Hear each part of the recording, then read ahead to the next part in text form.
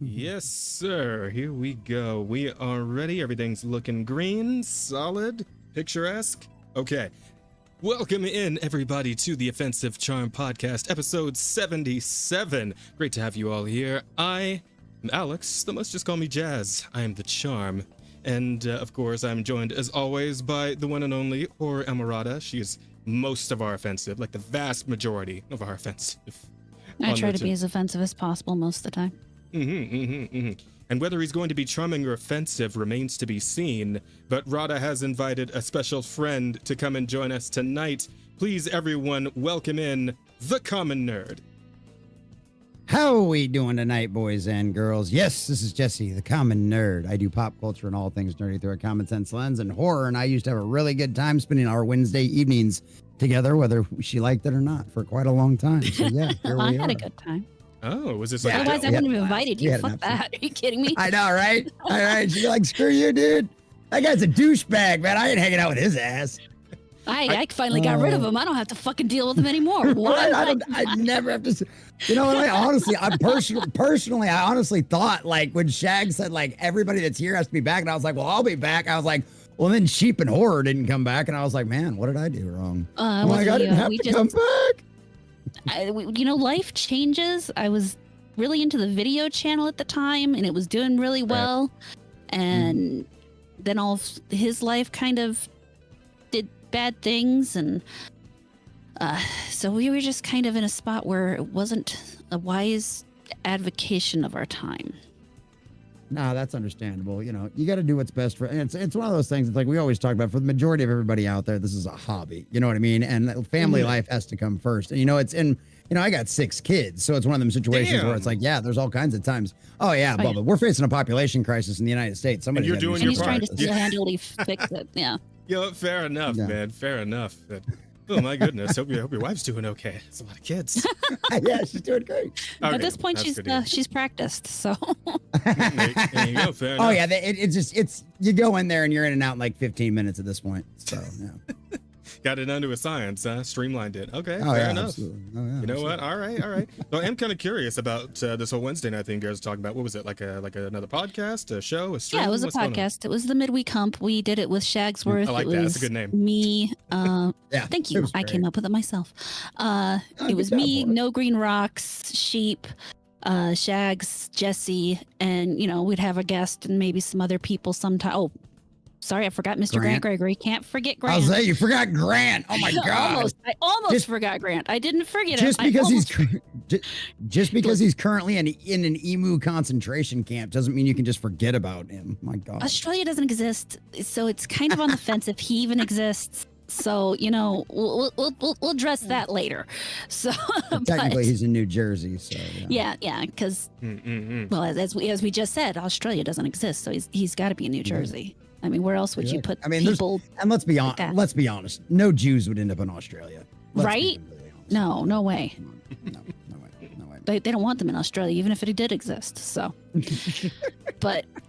Yeah, so and we did kind of the same thing we do here. We talk pop culture and movies and stuff, and hung out and had fun. And well, that may or may not be what I do pretty much 7 days a week. So I might know a thing or two about a thing or two.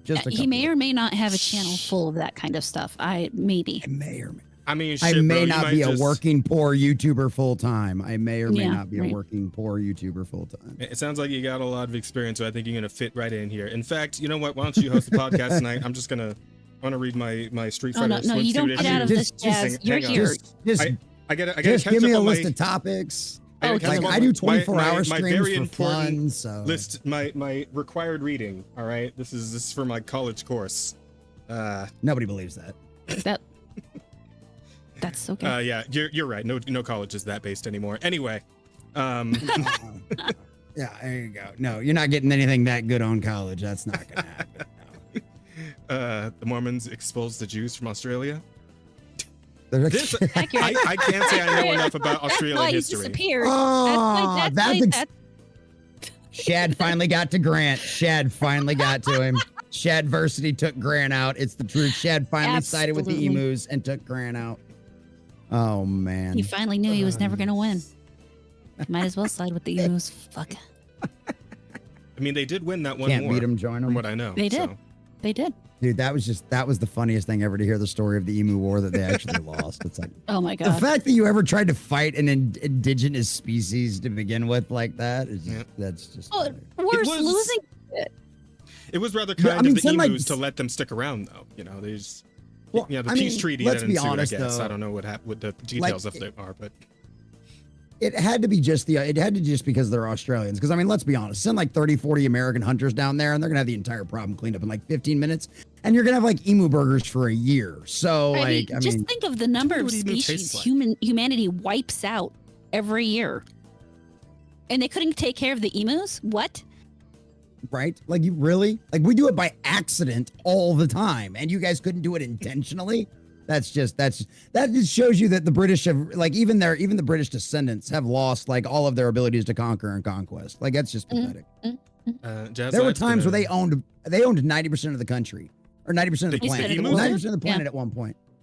No, for some the English. Oh, okay. I thought the emus still for a second. So I got distracted by chat. The emus are flightless birds. What do you? They couldn't get off Australia. They can't even swim. Like, what do you? I don't know, bro. I think if they could, though, I think we might have been living in the emu world order by now. I'm just saying, like it's possible. It could have happened. Emu lives matter. Emu lives matter. If they could have crossed the sea, who knows what the fuck would have happened, right? Like, Well, thank God for doorknobs, right? That's what always screws up the dogs. Thank God for doorknobs. So. I mean, I think here in the States we would have been fine, right? Because we have our geese, right? And I feel like if the geese went to war with the emus, like that'd be a stalemate more or less. So I get the feeling they Well, I team mean- up because I mean, what is a goose but an emu that's short? Yeah, but geese are so angry naturally. Like they wouldn't want any competitors, man. They're not going to put up with anybody else coming in trying to get to their feeds. That's my thoughts. My thoughts exactly.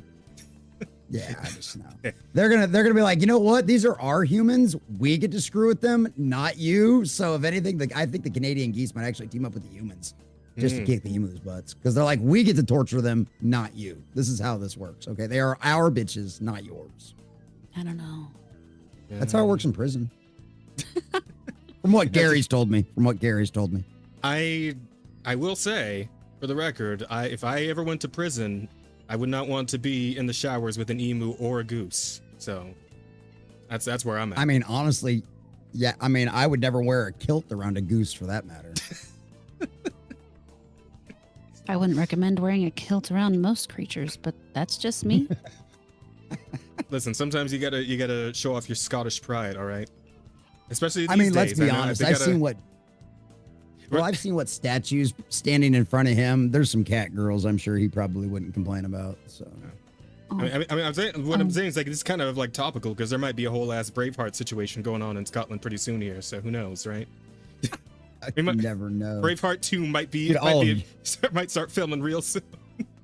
Dude, Europe needs a new crusade, man. They are so screwed right now. It kind of seems like that's what's happening, man. That United Kingdom March shit was, as far as I've heard, what I heard, in the millions, right? So they're kind of popping off right now. So we'll see how that all pans out in the end. Yeah, it was funny that their media was like, oh yeah, it was a couple 100,000. You look at the pictures and the drone footage and you're like, are you serious? That is an ocean. 100,000?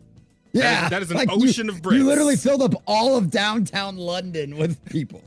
Like, Shit that's wild. just a couple 100,000, sure. Oh boy. Then let's see. After the emu war, I heard there's topics and things we have to talk about. We do. I was gonna get on. Back on track here for sure. And I just wanted to address a few comments here, because somebody was giving us an update on the emu war. After the emu war, the Australian government made an emu hunting season, and farmers nearly hunt them to extinction. Now emus are protected by the law, and you are not allowed to kill emus. Like we said, the emus won. Yep. I guess so. Well, color me shocked there. The sissies literally, oh, we're sorry, emus, we hurt you. We have to save you. Typical bleeding heart liberals. Yeah, I'm sure we'll won't be be getting too long into before they allow them to vote in the government, and Oh, they'll be emu prime ministers before long. Give them time. Is this the slow burn of like the emus suffered the human counterattack, and now this is like the strategy? This is the play. Yeah. The long that's con. the direction it always goes, you know. Yeah, they've got an underground going now. No. Fuck, hang on. I feel like I want to put that That in there is so too. great. I don't know which one's the. Oh wait, hang on. I put it in fucking topics, but in the wrong place. God damn it. I'm not sure what the better possible title here is: Emu World Order or Emu Long Con. I feel like it's Emu a pretty... World Order. Yeah? Absolutely, Emu World Order, hands down. All right. I'll leave The EWF is actually the Emu World. The Emu World Forums. The EWF. Christ. Imagine. World Emu Forums. Yeah, there you go. World Emu Forum. Thank you. World Economic Forum, not Economic World. Jazz lad, it's been a rough week full of darkness. How are you and the crew holding up? Well, I tell you what, Dapper, we are going to be getting into some of that because there's plenty of stories regarding it, even in the entertainment pop culture sphere that we try to stick to. You know, those fucking politics just can't stay out of our shit for too long these days. So we gotta get in on it. I've done so many Charlie Kirk videos because Hollywood just can't shut up. Mm-hmm. Oh god. But we'll get to that. But first, before we do bad. that, we got to do a little bit of housekeeping here. So, as you guys know the deal, we have the Q&A section that I believe Rada has already set up. Yes? Correct. Perfect. Yes, so the Q&A, we will take your questions at any point during the show. You can send them whenever you want, and then we will answer all of them at the end. And of course, you can have some questions for our guest as well. But we also have super chats, right? And if you guys do super chats, if any amount, doesn't matter, as long as you give us some money, we will appreciate that. And your super chat will be read on the spot right then as you give it. So, yeah, if you want to speak in the moment, that's all you got to do. And we would very much appreciate it. And the more it embarrasses Jazz, the happier I am. Yes, Rod always wants you guys to send things that I won't want to say, but I'll have to because you give me money to say it. Mm-hmm. So, exactly. Just make sure you're keeping it to YouTube TOS. Again, your slurs must be YouTube compliant. All right, get creative with it. Use some other languages that YouTube doesn't know. But yeah, with that, I suppose we'll just go ahead and get right into it. So, Common Nerd, how we prefer to. Is it common? Is it nerd? Is it like a shortening you prefer? I don't prefer. Most people end up calling me nerd, but it doesn't really matter. Common's fine too. Or you can call me Jesse. It doesn't matter. I respond to many offensive names over the years. I was an aircraft mechanic for 10 years. So yeah, I mean, that's one of horror's favorites for me. So yeah, by all means. So yeah. Well, yeah, she treats me right. At least it's probably better than her favorites that she has for sheep. So. Those you probably can't even say on stream, so. Wow, no, definitely not on YouTube. Definitely not on YouTube. Yeah, so. Only when we're having fun. So typically how we like starting the show, before we get into the news, is we like to, go over what we've been up to, whether there's anything we've been playing or watching or reading, or just anything that's been going on in life we figure might be worth mentioning. So, I guess we need to figure out who wants to go first on that one. Rada, you had a week?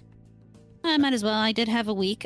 So on Thursday, I was supposed to play Bloodborne with Jazz and totally spaced it, and instead started a different game. And then he showed up in my chat and was like, "Hey," and I'm like, "Oh, hi. Oh, fuck." It was a really exciting little day. And then we spent a long time trying to kill a guy who had a bunch of spiders, and I really didn't like him. Have you played Bloodborne? Nerd? I have not. Okay. All right. So it's not really going to be much of like a focal point here to give you. But essentially, we had to fight a giant spider boss that has many smaller spiders that hit you so fucking hard that they'll either one health or one shot you when you get hit. So it's a pretty rough boss fight if you don't quite know how to. If it's your first time encountering it, it's a bit of a rough time, and we did get stuck there for a bit, but we did succeed. We did succeed, and we revealed the true nature of the dream by which Rom was obscuring from us. So we are making some real progress, which I know this is Rada's first real romp through Bloodborne, which she has admired from afar for quite some time. So I'm glad to be a part of that and help her with that. And if it wasn't for him, I would not have made it this far. Yeah, and I believe it. I think soon we're going to be ready to go back and kick the shit out of Parl after he beat us up early on. I think so. I think we can take him. Okay. Maybe like one or two more mainline bosses. We can go back and dust him. I think we can do it. Oh, and you said something about going back for Eileen. Oh, Eileen the Crow. Yes, but that we're gonna have to do separate because that's like a single player. like NPC quest line kind of thing. We can't Oh fuck. Okay. necessarily do that together, and that is going to be a rough fight. So we'll see how you do. But like you said, you've been playing a lot of Hell Is Us, and that's been helping you like sharpen up your Souls-like gameplay. So I do feel like that has had a lot of impact on how well I've been playing, which has been really nice. very cool. Any updates on that, by the way? I'm assuming you've been someone playing it. No, because I didn't get a chance to play it because we played Hell Is Us on Thursday, and then Friday I went to Chicago. I went to Chicago, and Adam Krigler and Quarter Black Garrett and a bunch of other people, Flodzilla and his wife Mo, were there, and we Krigler had a hangout, meetup, and a bar gig all in one.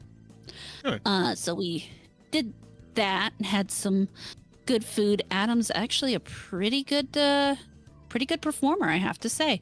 Nice. I heard him do his songs a number of times on his Friday shows on his channel, but live he did a really good job. I was quite happy that we got to attend, and then of course he gave Sheep some of his nut cream.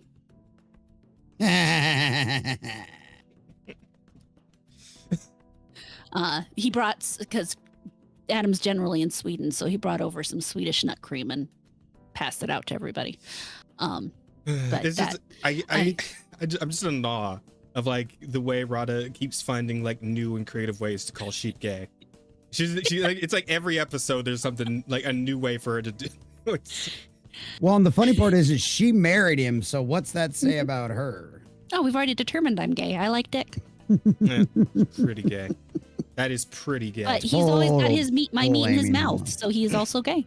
Whoa, this is true. This So. is true. I've heard about the cooking. Yeah.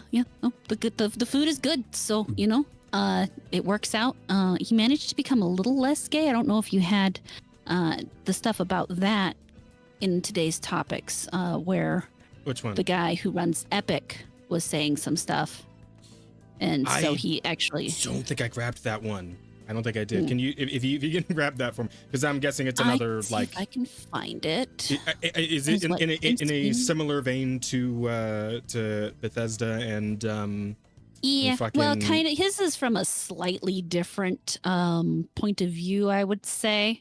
Oh, okay. In that instead of and Sucker Punch with Ghost Yote devs? You know, what they were yeah, yapping off he, about? instead of saying something like what they said, he's more talking about how counseling people isn't free speech or something like that. But I've got the tweet, so I'll go ahead and drop that in the All right, cool. We'll grab that for sure. Discord here.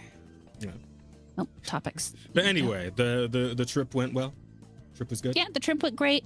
We had some good food. I had the most aggressively mid Mexican food I've ever had in my entire life. There is not a Mexican on Jesse. You know what? You can tell me if I'm right about this. There is not a self-respecting Mexican on this planet that would fold an enchilada in half and then just put sauce on it and call it an enchilada, right? No, there's not, but I'm sorry. You get about any farther than the Mason, you get about farther north than the Mason-Dixon line, and you're not going to find good Mexican food. I live in Montana. I have had some of that. the best Mexican food here. And that's after living in New Mexico and being down in Texas. I'm just going to be completely honest. Was it a bunch of Mexicans in the kitchen or was it a bunch of white people Sadly, in the kitchen? yes. It was? Okay, so this is what happens. I'll tell you, this is exactly what happens. The problem is because white people, especially a lot of white people, for one, don't know the difference. And two, if you add any actual flavor or spice to things, they complain, especially when you get as far north as what y'all were. Okay, Yeah, like yes. you're in the West, okay, right? It's different out there. You're talking about like The these are Midwest people that have of been because you guys are out in like Wyoming or what was it? Montana, right? So yeah, so you guys are like way out there. Because like I thought Midwest was like Ohio and stuff. Illinois is Midwest.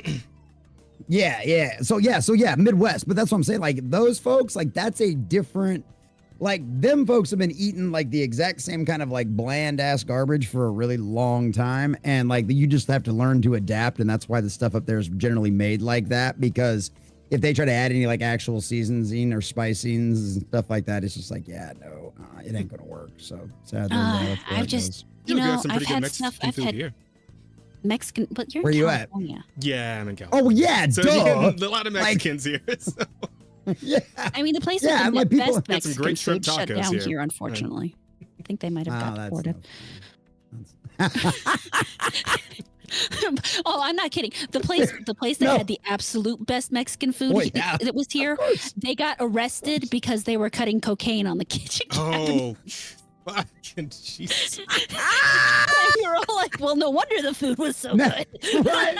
Wow, dude. No Yeah, wonder yeah, I'm just- so addicted. No wonder I was so hyper and excited to go Just- places afterwards, man. I just want to go to the house and clean and clean and clean. And normally when I eat a burrito, it really slows me down and it's heavy on my stomach. But boy, these burritos are just great, and I want to do so many things. Well, no wonder you love that Mexican restaurant. just Salt Bay that shit like into the tacos a little bit. Oh, hang on. But no, that It's place in the has salsa. pretty good. It's on everything. They don't use cojita cheese. They just use cocaine. Yeah. Oh, you sprinkle a little bit of that Colombian, Yeah. Colombian snow. We building snowmans back here, way. Listen, man. Órale. Listen, man. The secret menu cannot be fucked with. All right, the secret menu is. Not in a restaurant like that, clearly. No, that was, but that they did Cocaine some gate. good ass food. We were so depressed when they got shut down. But yeah, so, but I'm not even talking about the flavor on this though. Because, the flavor, it was kind of a chain looking Presentation. place. So, but it was the fact that never in my life has anybody ever said, here's an enchilada. And instead of, being rolled up, it was literally just Like a folded over burrito. like a taco. No, not even like a burrito. It was folded over like a taco. Oh man, yeah. And just had a bunch of sauce. And the sauce was just so bland. And I mean, I should have known because it was that kind of, obvious place. There was a much better looking place just down the street, but we went to this one instead, and it was just You would have been better off calamari getting I a had was burger. okay, but the Well, it's probably because it probably came from a bag and they just deep fried it. yeah, probably, but everything. I mean, well, and the salsas they had on, because we sit down and Rox asks, so which one's the spicy salsa? Because they give you 3 different salsas, and Yeah. one's like a red salsa, one's like a Green. I would say the other maybe. one's kind of like a green guacamole, but not guacamole, kind of watery, more watery, Yeah, more it's limey. tomatillo. Tomatillo. And then there was a really dark red one that looked all chopped up, like Yeah. and so it was they said that the smooth red one was the hottest, and all 3 of us try it and we're just looking at each other like, so where's the heat? We're waiting for the heat here, guys, and nothing. And then they brought us an extra cup of what they said was the actual spicy sauce. Also, not very spicy. Pathetic. Yeah. So I probably would have been fine with that. I do not do now spicy I very did well. learn. I can't handle it. Sissy. I am a sissy when it comes to spicy, man. I can't do it. I love spicy. I don't like the feeling on my tongue, man. I just don't. Dude, if I cannot feel it in my hair follicles, like on top of my head, it's not hot enough. Yeah. I mean, hey, to I each like their to make own. my man. nose run just a little bit, Oh shit! And I that know. way, Yep. Ugh, I hate it. Gotta have the tissue close by. Yep, gotta have the tissue close by. that way I know my sinuses are really getting going. It's so Oh, good yep. for you. But and then It releases endorphins in your brain. yeah, it's good for weight loss. It's good for your heart. There's so many benefits to eating spicy food that people don't pay attention to. But I did learn that strawberries and condensed milk on French toast is fantastic. I had never tried that before, but we went to, and this was actually another little place ran by Mexicans. It was just a little breakfast place, and that food was phenomenal. So, and then we had some actual Chicago pizza, which is not deep dish, by the way. A person from Chicago will be very pissed off of you if you tell them that deep dish pizza is Chicago pizza. Is it not the thing where it actually looks like a fucking pie? Or No, it's not. No. No, they hate you if you think that that's their pizza. That's Their tourist. pizza is That's actually- tourist pizza. Yeah, that's tourist pizza. Their pizza is actually really thin crust, like really thin with really light sauce. You should actually be able to pick up the piece and it should kind of hold itself straight with maybe just a little bit of a curve at the end. And I mean, that was very good. The pizza we had that one night was very good. And you know what's okay? I am a food person. I am a fat girl. I'm an eldritch being. It's like I was again when you said food person, it's like, ooh, hold it in. Don't. You know better than to think that I have to wait for you to tell me I'm fat. I happen to know I am fluffy, and I know why. Because I love food. Our fat girl why I love quote. food? Because it's tasty. R/fat girl quote strikes again. There we go. But yeah, so and then we came back yesterday, and that was a fun time too. Wasn't that bad. The flights really weren't too bad, both in and out. But that was my week. All right, very cool. Very cool. I mean, I guess I haven't done a whole lot new. You know what I did? Yesterday, I did not stream at all, and I just took the time to do some deep fucking cleaning in the condo, right? Because it was kind of a bit overdue. I've been neglecting a bit. There's a few piles of clothes around, some dust bunnies here and there. It's like, okay, you know what? Fucking, like the sink's full of bullshit. I need to just buckle down and take the day to just clear all this shit out, right? Sounds like I got in my car. In my car too, actually, because there's some trash in there too. I had to get. I was like, I'm gonna wipe it all out today, so I'm gonna worry about it for another few weeks and try and stay on top of it from now on. Because fuck's sake, I really let it get out like badly out of hand. But it was nice because like you ever like have an instance where your shit's so dirty, but then like once you actually start like picking up, you start finding shit you thought was like lost to the ether. Like forever, right? I found like two water bottles I used for work under like two different piles of shit, which was like, oh, damn it. I had already bought a new one to replace these. Fuck. Which I guess that just means I have like a spare one now just in case. But like, yeah, it's like, wow, I could probably be actively even saving myself money if I was cleaning up more often. So yeah, it's like that whole fucking sometimes thing. you find money. True. And not this time because all my money is in a card now. I just digital pay for everything. But yeah, for the most part, it's a problem, guys. It is. I know, but it's so convenient. Fuck. God damn it. It's so, I listen. I you hate live in having the pods. You will eat the bugs. I don't like having coins jingle around in my fucking pockets anymore, man. I just don't. I So like give having them to the poor. Holy shit. I mean, there's plenty of poor around here in California, but. That's what you have. But even they know the coins are fucking worthless these days. Like, what if you gave me 25 cents? The fuck am I gonna do with this, you asshole? Right? Just throw them back at you or something, right? But anyway. Yeah, no, but I just got to get a job. I mean, hey, it would be nice, but the world we live in is deeply imperfect, as I'm sure we're all aware by now of this last week and a half. But yeah, and I just got to revel in that nice feeling after all was said and done. Of like the place just being nice and sparkly, I dusted, I vacuumed, I fucking mopped, just all up in there, got all of it out, felt real good about it, and yeah, it was good. As far as like games, movies, TV, I haven't really been watching anything.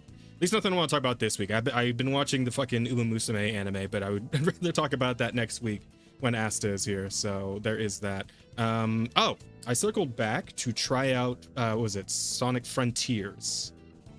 That's the newest one, right? The like open world. Yeah, Sonic Frontiers is what it's called. Yeah, so I circled back to try that out because I did get it through fucking what's it called PlayStation Plus for free.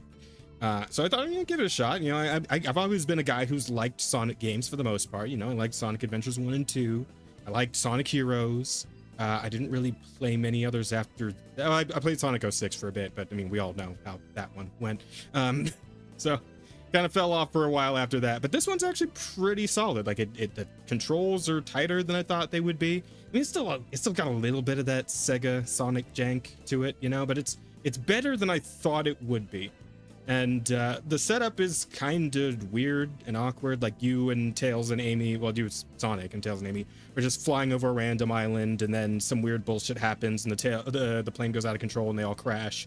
And fucking Tails and Amy get sucked into like another dimension or some shit, and they become like transient beings. You have to figure out how to like unhologram them or some shit. But like, and that's, I don't even really know what's going on with that yet, because we've only been at it for like a couple hours. But I do like the fact that I can kind of just like run around and do all these cool little like mini games and obstacle courses and shit. And it's like an open world kind of deal. The way they set up, there's like a skill tree now, right? And the way they like kind of expanded Sonic's kit, like his move set, because I mean, if you played a Sonic game recently, you played like Sonic Adventure, any of that shit, you know that you have like the spin dash, and you got the like homing attack, and that's kind of it for the most part. That's all Sonic's really got, and it's all he really needs for the most part, right? But in this one, you also get like fucking projectile attacks. You get like vanishing techniques and shit. Like he's doing all kinds of crazy shit with, and he's got like homing, like energy balls he can shoot out now. Like it's nuts, and it actually feels really good gameplay wise to fight things. So I'm actually enjoying it. I'll probably fuck around with that a bit more. But that's kind of it as far as anything new, really. So yeah, I think my week's been kind of short, been kind of lean this time around. I do want to start looking into some more like indie game demos and whatnot that are floating around. Some things I've been interested in, but I'll probably be for next week because I didn't get the time to look into those this week. So, is what it is. So, what about you, CommonNerd? What you been up to? Oh, I mean, what nerdery is afoot? The normal. Yeah, so all kinds of normal busy things. We just started Classic Who on Sunday nights. I'm a big Doctor Who fan. Oh. I'm a proper Whovian. Yeah. Oh. Yeah, Oh, yeah. I'm a big Doctor Who fan. I'm so sorry. I'm not. It's given me a lot of content and a lot of fun rages and rants to do. Okay. So yeah, I could go on. I could go on about that for quite a while. But we're trying to talk about some of the good things that happened this week, right? Oh, by all means. I mean, just whatever happened. Yeah, right. Oh yeah. No, so that was a really good time. We had a couple of special guests for that one. Griffin and Spartacus joined us, as well as my co-host Sunker Maiden, and Grant's supposed to be there for that show as well, but he got a real job fighting the emus, so we don't see him as often anymore. I figured he might try to make it a special case for Classic Who, but yeah, so we started that off. William Hartnell's first entry into the Doctor Whover, and the first Doctor Who, the first Doctor out there, and my God, it was so good. Just seeing that look on it. Because every Doctor, all the way through all of the canon Doctors, which ends at Capaldi. We just finished Capaldi last week, and every Doctor has this moment where you realize they're the Doctor, right? Like Matt Smith has this moment where he walks through everybody else's face, all of the old Doctor's face, and goes, "I'm the Doctor," and he just did, and he does this, pulls off like this amazing feat, and you're like, okay, there he is, there's our Doctor, there's the guy, there's the old man. And to see that first moment with Hartnell and see that smirk on his face where like the Doctor's about to pull what the Doctor always does. He's about to start some mischief, right? He's about to be a troll. He's about to go, "Oh, you don't believe I can do what I say I can do? Let me show you." And Hartnell, at the age he is, because Hartnell's like and this is back in 1960. So 50, especially with Hartnell's health issues, he looked old. The guy that they had play Hartnell in the some of the newer versions where they had him do a stand-in is the guy that plays Filch from the Harry Potter movies. So if you remember what that guy looks like, excuse me, if you remember what that guy looks like, it's the exact same thing. And he looks just like Hartnell from the 60s. And so like, but to see Hartnell do it for that first time and get that smirk was just so much fun. Finally crossed 2,200 subscribers on the new YouTube channel after the last one got nuked in our rebuilding phase. So that was really cool. Had a great time hanging out with Dagny and a bunch of his crew last night on their little podcast channel. That was a lot of fun. Gained like 12 new subscribers going and hanging out with those guys. So that was really nice to see. Started working out a couple of weeks ago. Finally got my weight bench put back together, so that's been nice. Let's see what else. Yeah, I appreciate that. Yeah, well, Well, and that's actually what kind of got me into it, was because like my kids are getting bigger, right? Like I've got a 1-year-old and a 6-month-old, and I've got a 5-year-old plus the 10, the 13, and the 16 or the 17-year-old. And so like, and the little ones, well, no, he's big. He's taller than I am. He's huge. He's a monster. I know how to grow my kids. Okay, like they're big. All my kids grow fast. I know how to feed my children. Anyway. Yeah. Well, some of us decided to stay at the size we were and not end up like a mobile home. Damn. At least I'm at home wherever I go. That's so true. Beep, beep. I love you, Laura. I'm so mad I missed your guys' wedding. I was so mad I wasn't able to make it for that. I missed it too. It's okay. I'm glad we got to see it though. But no, so it's been a lot of fun. We've had a good last few days and a good last few times and all that other kind of stuff. Obviously, been making lots of content. Everything else has been crazy, but had a great time on the Bible study on Sunday because we were going through Isaiah. And with Isaiah, we've kind of been doing like 5 or 6 chapters at a time because that's kind of how this thing's been divided up so far as we've been going through it. And it's been so great because Isaiah was just so perfect on the Bible study on Sunday because it was like a lot of Isaiah's prophecy and a lot of it leads towards Jesus Christ and the coming of Christ. And it's like a lot of the Old Testament predicts his coming and all that kind of stuff. But one of the fun things about it was a lot of it was about his return and like all of the vengeance and all of the justice that gets dealt out and the way it gets dealt out and everything else. And with all the tragedy that, because like we lost a member of our church last week a couple of weeks ago to cancer, and we had his memorial service on Saturday, and I live streamed it and everything else, his celebration of life, and it was beautiful. And I had like 200 people in the church, which was great. But like it was one of them situations where it worked out really nicely because it was all about like, no matter what happens here, at the end of the day, they're going to get theirs and it's going to be nasty. And I've been making the joke several times because it's like there are people in our world right now that they will walk into hell, right through the gates of hell, screaming God is a bigot because they believe they're right.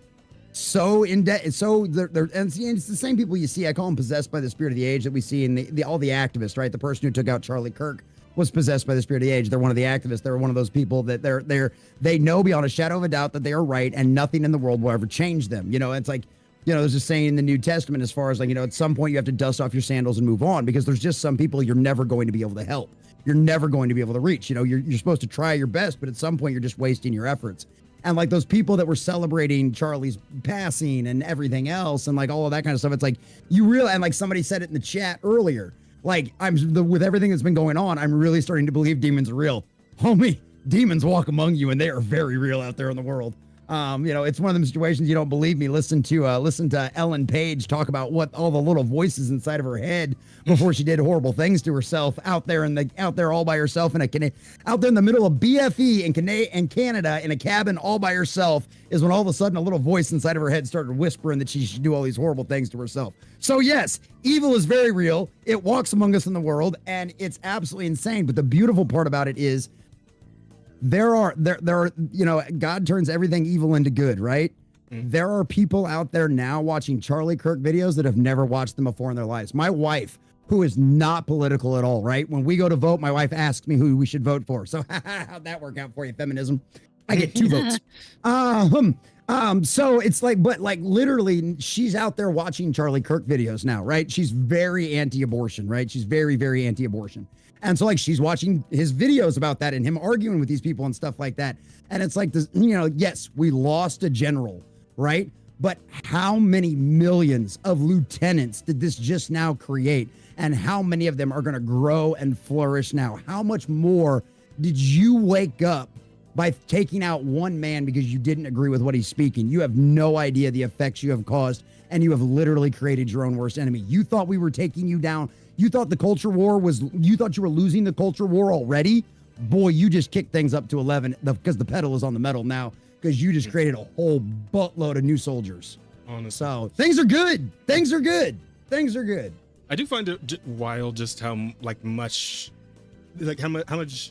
influential that event has been, and how far it's spread, even outside of the United States, right? Like in some part, the whole United Kingdom march, had a bit of like Charlie's influence to thank, right? There we saw images, videos, pictures of people like holding up signs with his face on them and all that, right?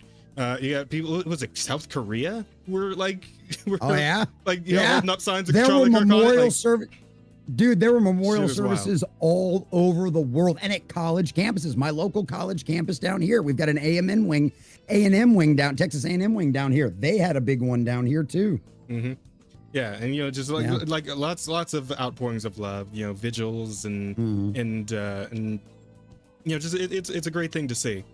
And no fiery, but mostly peaceful protests. Surprisingly, this gonna sound bad at first, but it's also great to see some of these fucking brainlets who are like walking into these vigils and like causing a fucking mess, right? Because the ass beating they receive right after the fact.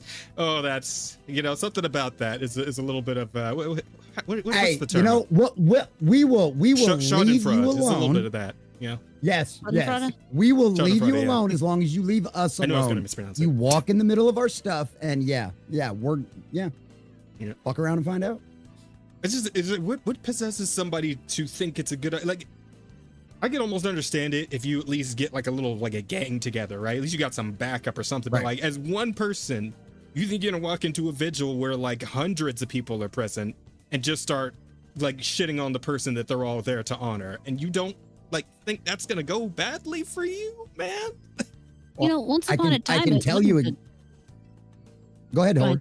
I know my point. No, go ahead, because I know exactly. Go ahead and say what you're saying. Say it, because mine'll still follow up yours. Go ahead.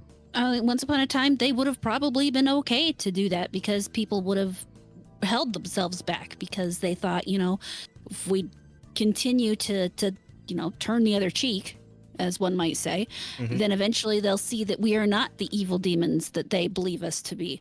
And with what they did, people no longer believe that that's true. You've reached that point where people no longer feel that they can risk just hoping that eventually the other side sees that we're not necessarily trying to destroy them, because they're very obviously trying to destroy us. And at that point, it becomes self-defense. Yeah. Yep. And it's good. It's a cult, right? And at the end of the day, I've been saying that for a long time. Horror's heard me say this plenty of times, you know. And of course, if anything, an eldritch horror would know about a cult, right? I have no clue. I don't know what you're talking about. Yeah, exactly. No, she doesn't have anything like that. But it's one of them situations where, and I made a video, and it obviously didn't get a lot of traction in the algorithm. For one, the algorithm's screwed up right now, but just because of the topic as well. I flat out said Charlie Kirk's assassination happened because of Hollywood. It's Hollywood's fault, because Hollywood and the mainstream and the legacy media and all of your NGOs and all of your government institutions have said this kind of behavior is okay. If you have these opinions, if you agree with the cult, if you are possessed by the spirit of the age, you know, woke, politically correct, whatever you want to call it, right? You're down with the new thing, right? And we know that if you're not down 100% with the new thing, you're going to get exiled. Like J.K. Rowling's the prime example of that one. But they have lived in a society and a culture that for so long has said that they are right, that these other people are evil, they're Nazis, they're monsters, they're everything else, and any action you take is justifiable. I opened up my video with a picture of Maxine Waters, that representative, with after Roe v. Wade got overturned and that judgment and that decision got turned back over to the states. Right? What did she say out there? You go confront them. You see them at a restaurant, you go up to them. You tell them they're not welcome here. You get in their face. You do all of this kind of stuff, right?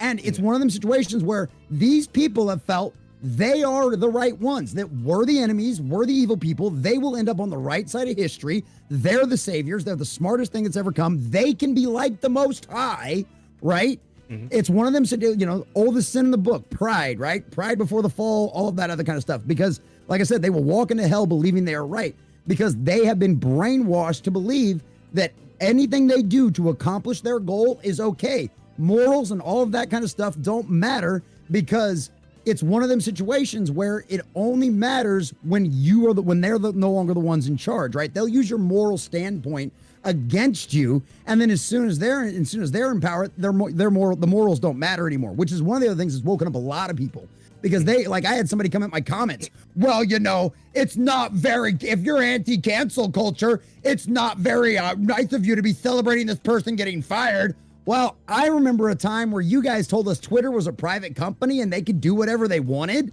So Guess that sucks. You know, and it's one of them situations where the Hollywood and everybody else has told them this is okay. The summer of love, right? The fiery but mostly peaceful protest. There were politicians, Kamala Harris herself fundraised to get these violent criminals out of jail. So why wouldn't these little cultists think this is okay? They haven't had any consequences. New York lets violent criminals out of jail 14 times in a row before they have to murder somebody on camera before all of a sudden everybody's offended by it.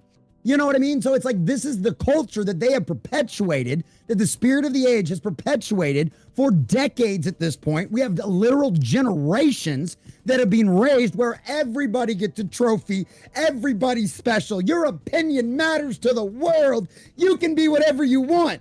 No, the fuck you can't. I'm 69 inches, I'm 5'9". Guess what I'm never going to be? A professional NBA player, and I'm okay with that. Okay? And that's the problem, is these people have been convinced that everybody's fucking special. No, you're not fucking special. You might be special to your parents, your family, your church, and absolutely God and your Lord and Savior Jesus Christ.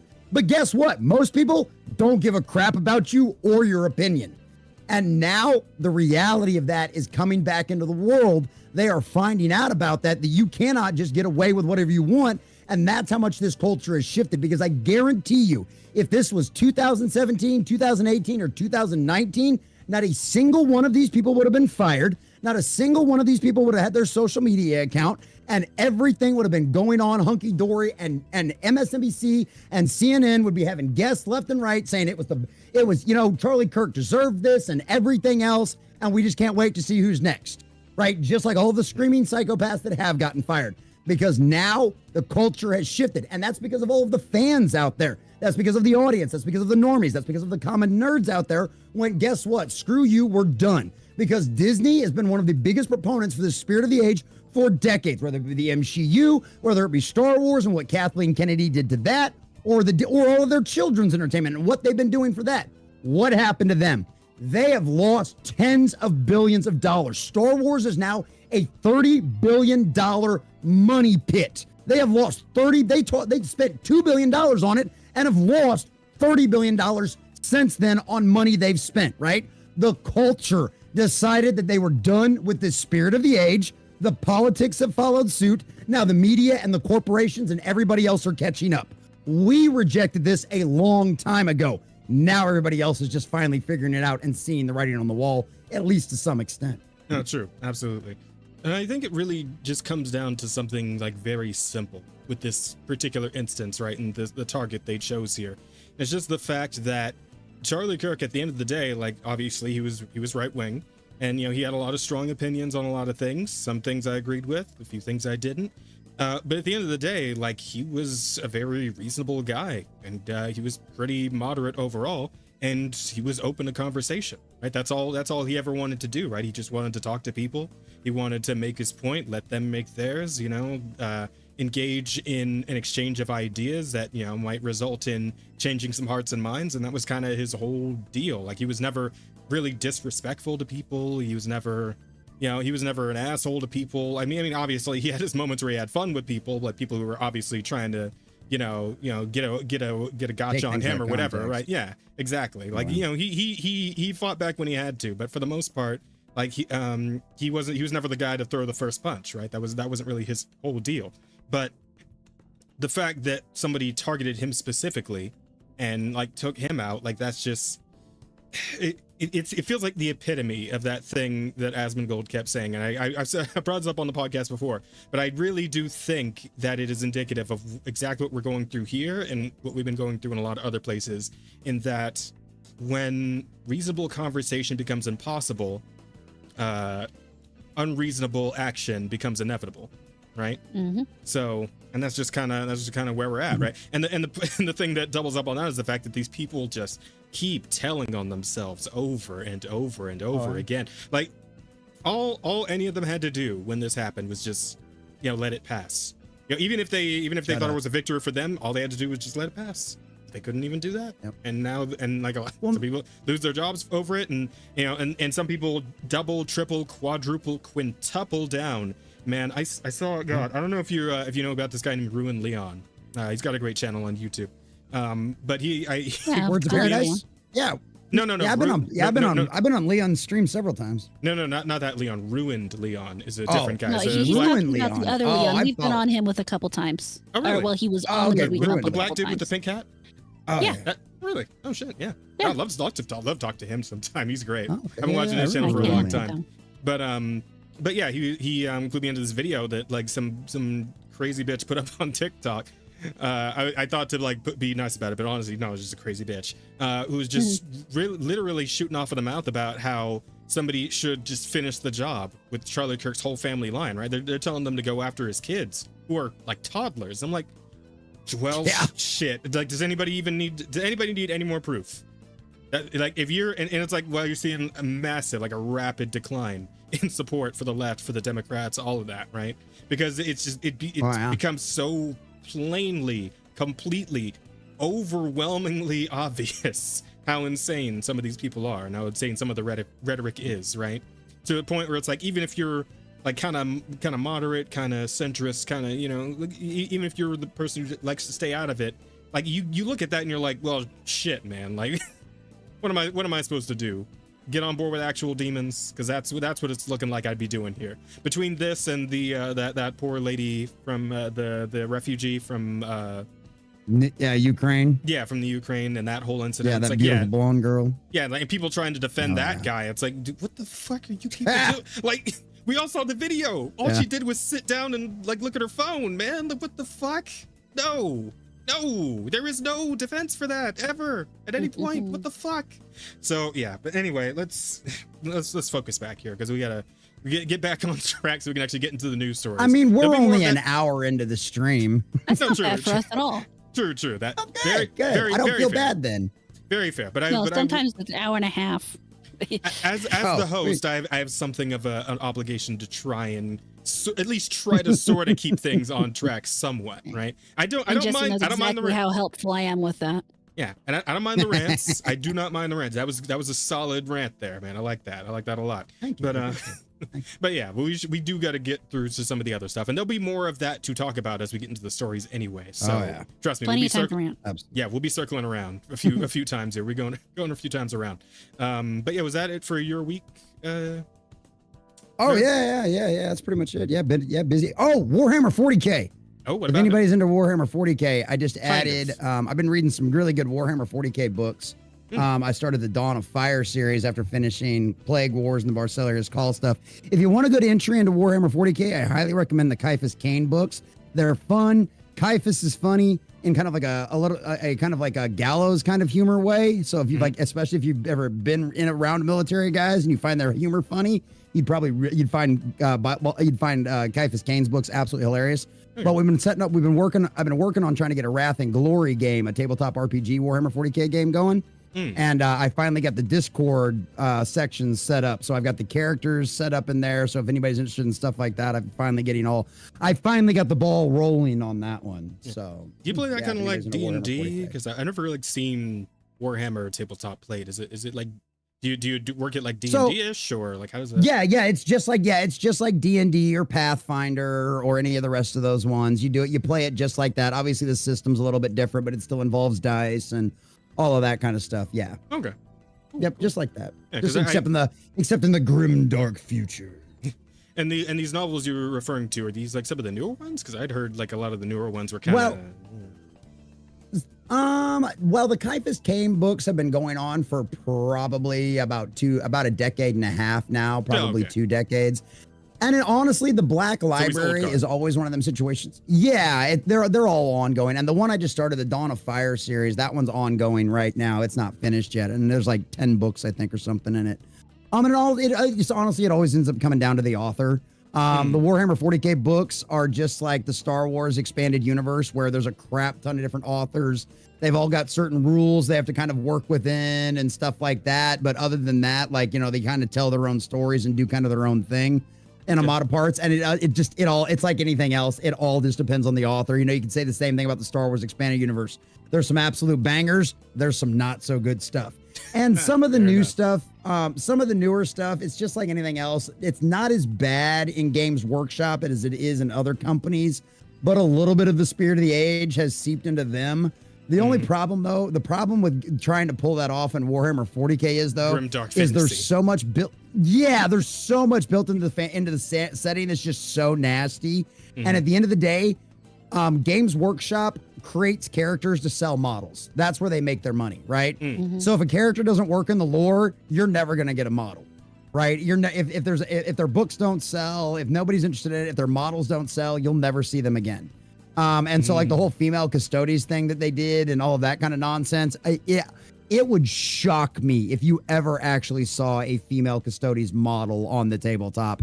And if you ever actually hear anything about them ever again in the next few years, as far as being like major players and stuff like that, because there was just such a backlash. And yeah, and even from the moderates in the community, because the way they were, it's like the whole Charlie Kirk thing. If everybody would just shut up, it would have been no big deal. But the way Games Workshop's media account responded to the whole event was just like, oh yeah, it was like that whole the people that are okay with doing this kind of stuff, they're like, I'm not okay with you talking to us like that, though. I'm not okay with you talking to us like that. We'll get into some shitty responses later on in the evening. We'll get the news. There's some shit to talk about there as well. Yeah. But I will say, I'm gonna go get some water so you can introduce the news. Go ahead. No, go ahead. Ask me.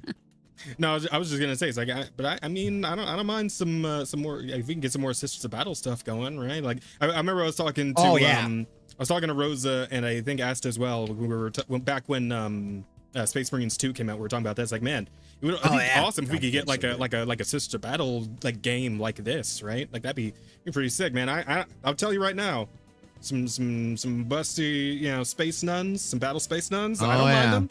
I don't mind them. Oh yeah, nuns and guns, baby. Nuns and guns. And hey, if you got some good suggestions for novels, because I would be interested in looking into some Warhammer 40K novels.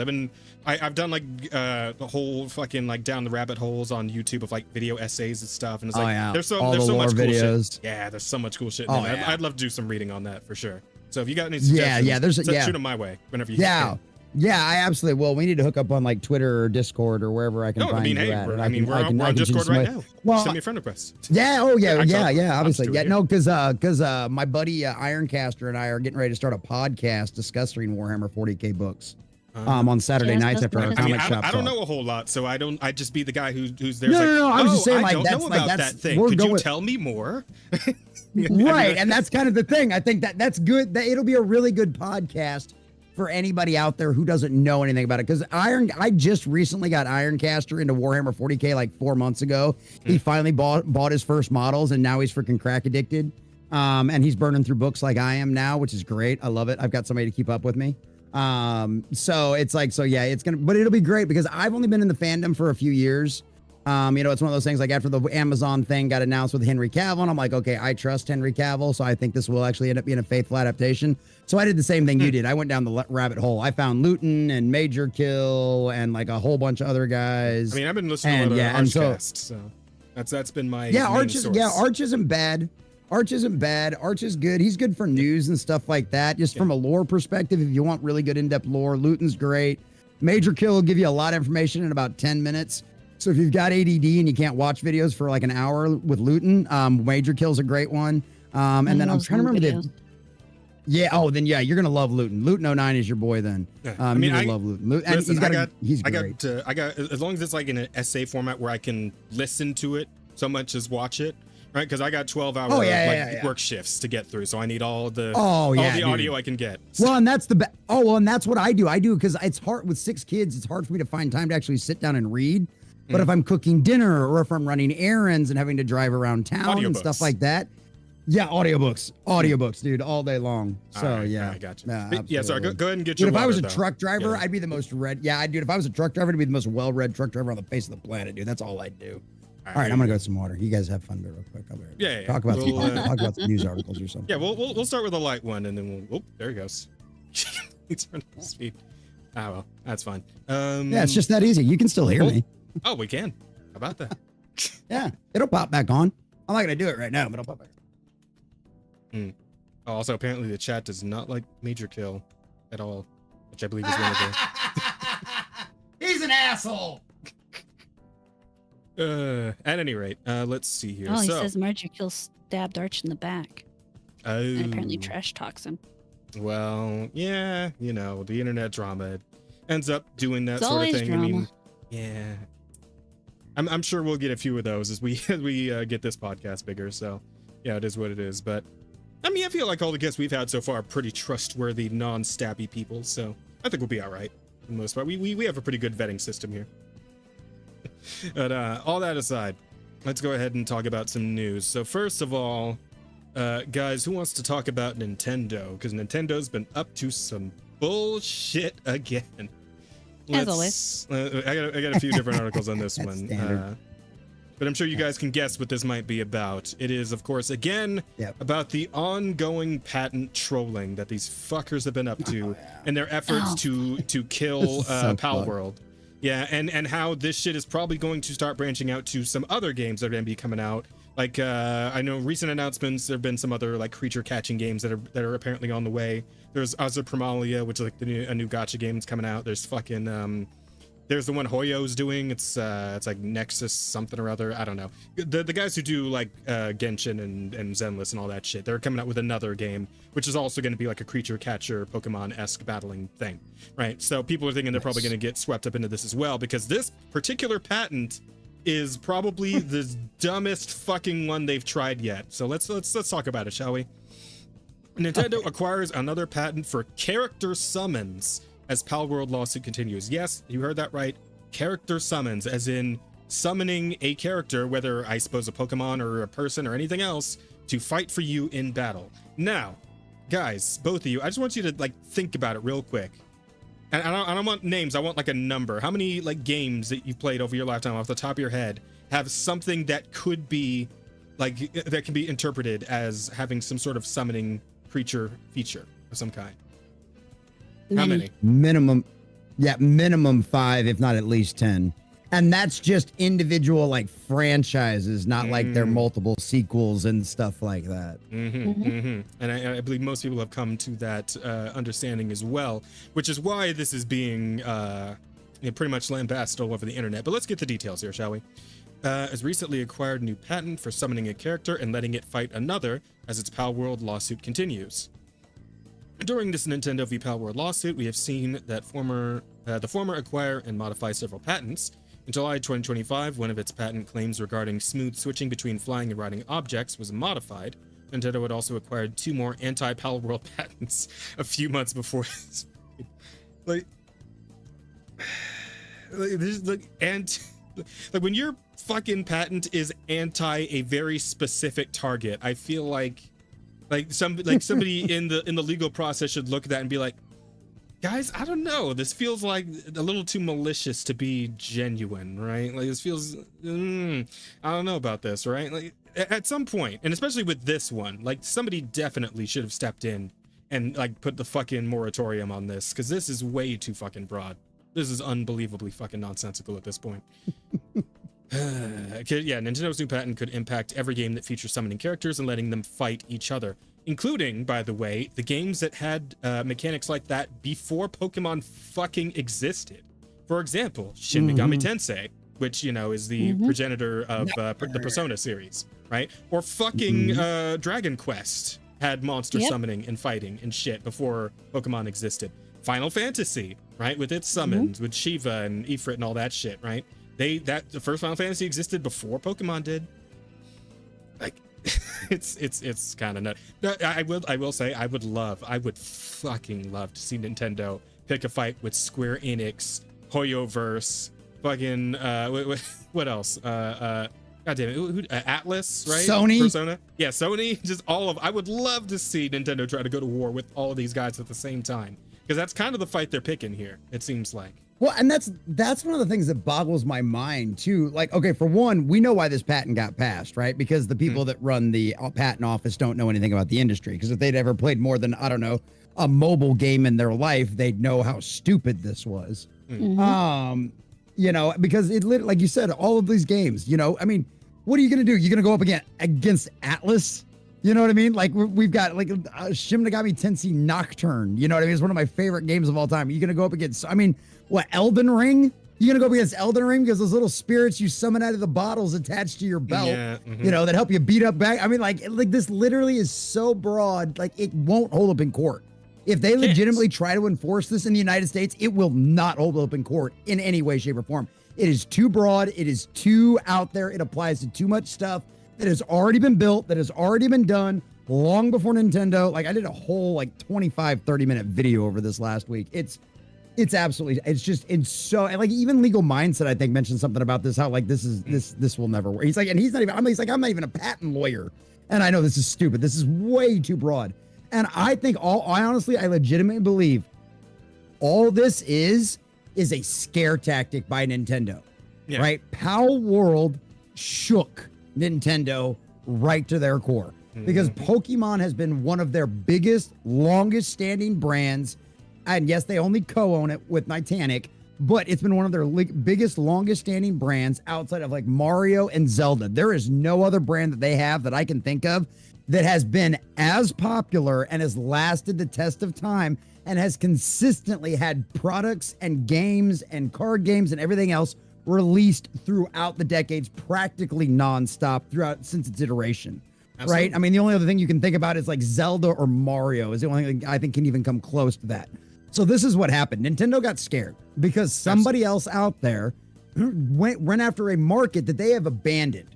Right, which is the adults. It's the people that played their games on our big fat gray Game Boys, back in the day, or the first Game Boy Colors or whatever it was.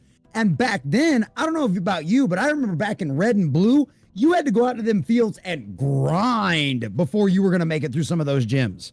Yeah. Okay. The last mainstream Pokemon game I played, which was like Sword and Shield, it was a walking simulator where you caught creatures. Okay, every gym I walked into, I literally never lost a Pokemon. I just breezed right through every single gym in that game. So what does Power World do? Power World comes in and they give you something brand new. The adults out there that remember, well, now you got Pokemon with guns and, you can enslave other human beings and you can go out there and build bases and do all this other cool crafting stuff. And you can play with your friends in this big world where you can run around and do all this cool stuff together. And so they literally scratched an itch that basically like 2 or 3 generations of Pokemon fans that have been forgotten, even because I know some of the Xers got into it too. It wasn't just us millennials. It was like some of the Xers got into it too. So you've got these people that were raised on this stuff and you've completely ignored them. So they came in and filled a void. And so that freaked Nintendo out. So what this patent actually is to scare other indie developers out there from ever trying to do anything that even comes close to looking like Pokemon. And because the indie studios know they can't fight Nintendo. I pray to God in heaven that Nintendo is dumb enough to sue somebody like Sony or Atlas over something like this. I don't think they're going to, though. I think this is strictly to scare indie developers to not try to do what Power World just did. The thing is, from what I understand, didn't Power World actually kind of come under Sony's wing already in one regard or another? Like, didn't they get involved with like one of their Sony Japan is helping them distribute things, and Sony Japan is helping them with merchandising, and all of that kind of stuff is what they is what's because No, they have no game control. They have no control over how development of the game or anything like that. Yeah, I went over like the entire brief when that little thing happened because that's what everybody was free. Everybody in the Power World fandom was like, "Whoa, what are they doing? Sony's coming in, no!" And then I went through the whole details, and it was like, yeah, no, it's basically just like merchandising and like licensing to make like television shows and movies and stuff. So probably not likely to step in on any legal troubles exactly. No. Probably not. But they do have a lot more money now to fight those because of all of those deals, though. They literally had to hire more people. They made more money than they knew what to do with. Quite literally. which is great for them because I think they deserve it. They made an absolutely great product. But what were you going to say, Rada? Go ahead. Absolutely. Got it? I don't remember. Oh, you just started talking like 2 seconds ago. Yeah. You know what? You get old and you start forgetting things. That's fair. Okay. Dude, I went and grabbed the kids out of the van and I pulled my neck and I basically couldn't move last night. So yeah, I feel you. That is fair. Oh, Jesus Christ. You wake up and you slept wrong. You literally you broke yourself in your sleep. Oh. I can't move. But I will say, I started working out again. Because I feel like you didn't go far enough when you said that Nintendo was kind of been ignoring their older demographic. I think they've been ignoring their demographic that just likes good games. right? Because I don't think it's any secret to anybody except for maybe, you know, really hardcore Nintendo fans, which we see on see on Twitter far too often. You know, they're defending that fucking day one DLC bullshit that they're about to do with Pokemon ZNA, right? But I used to be a Pokemon fan. I love Pokemon games. I really did. And then I picked up, I was looking at Pokemon Scarlet and Violet, and some friends wanted to go and play together because they had that little like multiplayer 4-person thing. It's like, okay, well, fuck it. I haven't played a Pokemon game in a bit. I'll give it a shot. And I picked up Pokemon Violet, and that game was dog shit. That game was absolute fucking ass. Like, obviously, you know, it's still Pokemon, and you still go through the motions of battling, and that's fine and all, but it's like, you know, you look at the animations, and they're just so bare bones, so fucking basic. And you got all these stupid ass glitches, like your character models freaking out, you know, textures popping in and out, like within like 20 feet of your character and shit. You know, NPCs walking through battles as you're having them and shit. Like it's like, guys, the problem here, the problem here is that this is the biggest video game franchise on Earth. Like it's still to this day the biggest one, and probably I don't know, somewhere the biggest franchise in general. No, I think they're still beat by like Star Wars, maybe, or no, not even close. Almost most Star Wars. I have to look like biggest. Most Star Wars top toys. 10 entertainment franchise. I'm sure it's at least top 10. I know that, but I think there is. Oh God, yeah. It's probably within the top 5. It's got to be within the top 5. But the point I'm making is that like this shit brings in a fucking $1 gazillion every year for them, right? But the effort and the money like doesn't really show up in their games anymore because they know, and I've said this before, they know that they don't really have to put in the effort. People just buy it anyway. They'll like people are fucking invested in Pokemon. They'll buy whatever the fuck, right? It's the problem with the games is, they push them out so fast. Now is the problem with the games, and that has to do with the card game, because the trading card game makes them so much more money than the games that they want new games to be pushed out to introduce new Pokemon, so then they can print them in the card game and make all of that kind of stuff. So like the developers don't even get the time to invest in the games like they used to anymore either. Like, because it used to be a big event when a new generation was coming out, right? Like it was because you had to wait a few years on stuff, you know, and now it's like, it's whatever, you know, it's just like, oh, okay, cool. Well, there's another one coming out. Oh, great. We're already past like 1,000 Pokemon and stuff like that. So like, what do we even care, you know? Yeah. But you guys are right, by the way. Pokemon is just the most successful fucking franchise, entertainment franchise on Earth. It is Pokemon. You guys are right. I think you'd know better than to doubt me by now. Right. Never doubt a squid. Even beating out Disney, which I mean, I suppose probably isn't as hard these days as it used to be, but still impressive. That's what Horror was talking about with Star Wars earlier. You go to you see more Star Wars toys at Ollie's now than you do at Walmart. That is depressing. Gotta laugh to keep from crying on that one, because man, we really did lose something special with Star Wars. We really did. But I had a boss that used to say that. He asked him, he says, "Boss, why are you laughing? Everything's going wrong." He's like, "Because I don't laugh, I'll cry." I was like, "Yep, that's a good attitude to have. That's the attitude to have. Just laugh at it." Absolutely. But I think that's just a big part of why so many people have been and still are on Pal World's side with this whole thing. Because like Nintendo's been taking the piss for like at least half a decade now with their games, with the Pokemon games specifically. They still put a shit ton of effort into like Donkey Kong and Mario and all that shit. But Pokemon, Zelda's still solid. Yeah, but Pokemon, they don't have to give a shit. They don't have to try, and they know they don't have to try, so they don't. But that means that there should be other people who are able to like come in and fill that niche that people have been craving, and Pal World came in and did that, which is why it had such amazing success and why it deserved to have that success. And Nintendo is just being whiny bitch babies about the fact that they got their lunch eaten, right? And because they deserve to have their lunch eaten for what they've been putting forward, and they've been putting their worst foot forward, right? The fucking club foot forward. All this does is going to make people want to play other games, right? Like all this conversation is doing is making me want to go play Persona 5.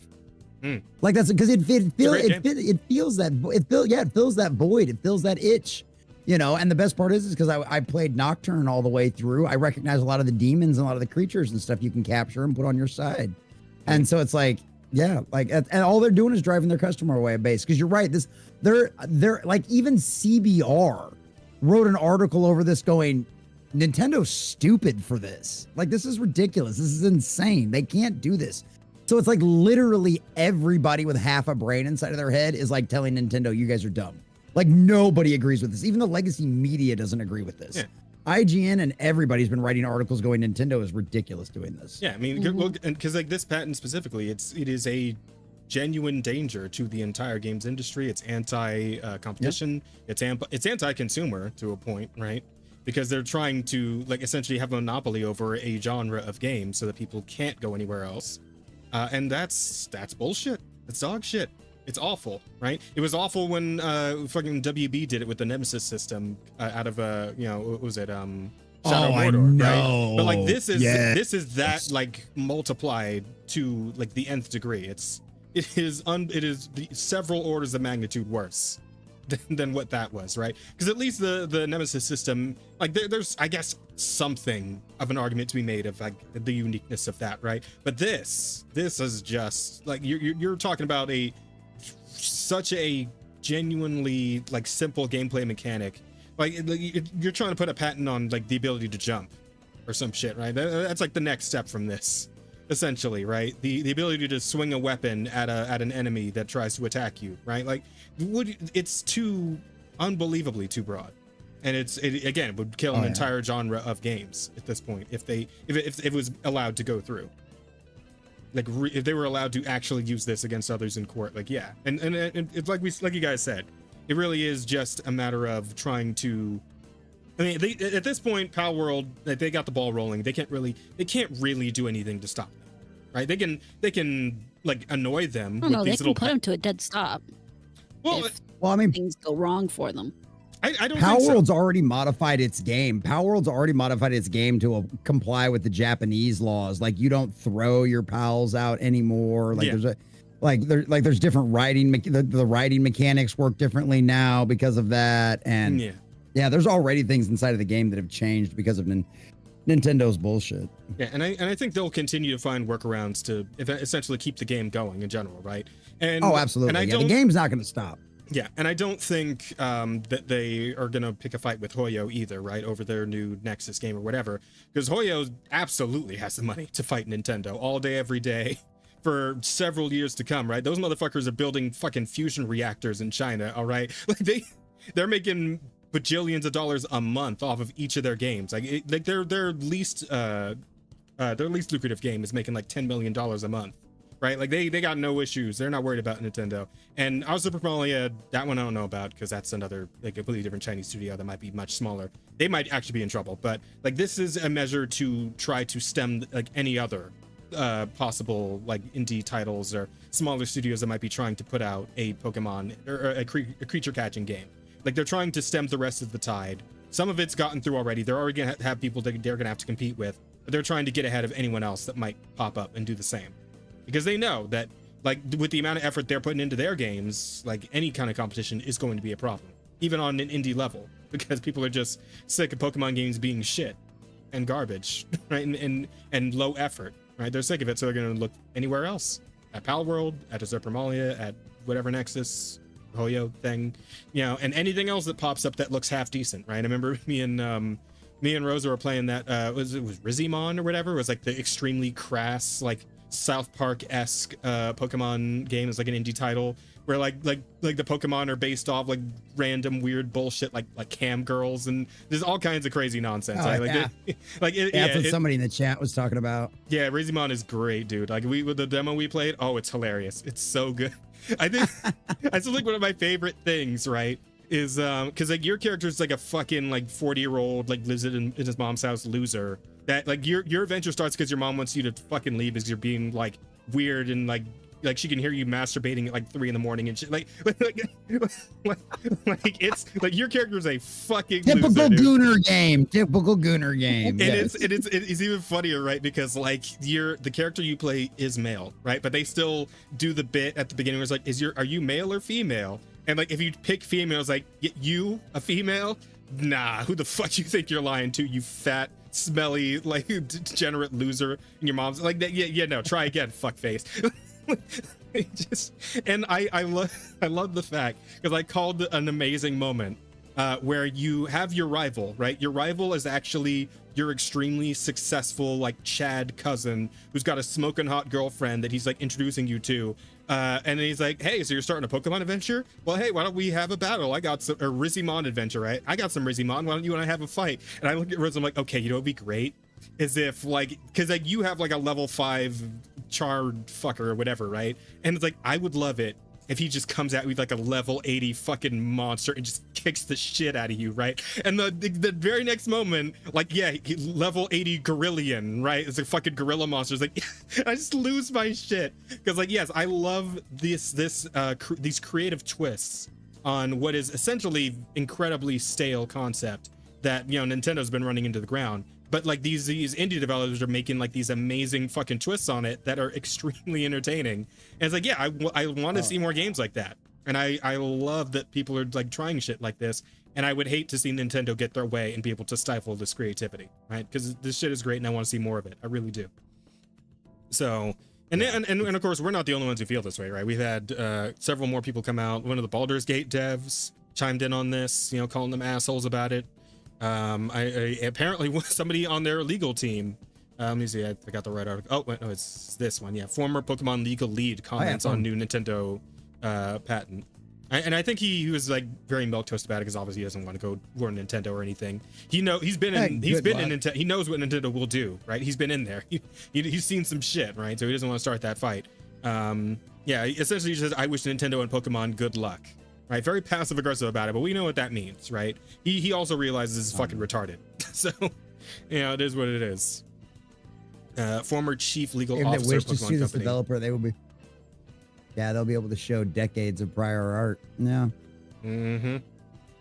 Richard Hogue, a game industry lawyer, also spoke about the Nintendo patent in the report.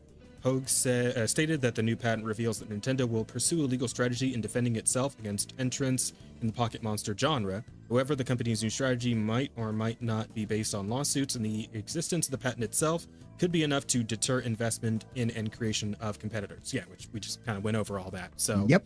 Yeah, it's pretty transparent what they're trying to do, and it is just patent troll. I mean, it always was, but like it's so much more blatant with this. Right, it's just so fucking out of pocket. So yeah, I mean, at this point, Nintendo, pardon, on top of everything else, like the Switch 2 nonsense and all that fucking greedy bullshittery, I'm kind of hoping Nintendo just gets fucked at this point. Like I have been saying that it's like, yeah, but if they announce a new Smash game, I'm probably gonna crumple. I'm gonna fold and I'm gonna buy a Switch 2. But at this point, I'm rapidly reaching the point where it's like, even if a new Smash comes out, I might not give a shit. I might not. It might not be enough to sway me. There's just nothing. This is my biggest issue with like new consoles. There is just nothing out there. There's no games that they have put out there that just makes me go, I have to have that new console. Right? I don't have a new PS5. I don't even know what generation the Xbox is in my living room. My PlayStation 4 took a shit on me. I've got a Switch. I've got several Switches in the house because I've got kids, and I've got one too because I love Zelda. But like, I don't like. I have no desire. Like, there's not like. There is no game. Like, I heard about Super Mario World. It looks really cool, but I've heard it's actually kind of boring. Like, a lot of people are going back and just playing Super Mario Kart 8 Deluxe. You know what I mean? Because it's just not all that much fun to play all of the time.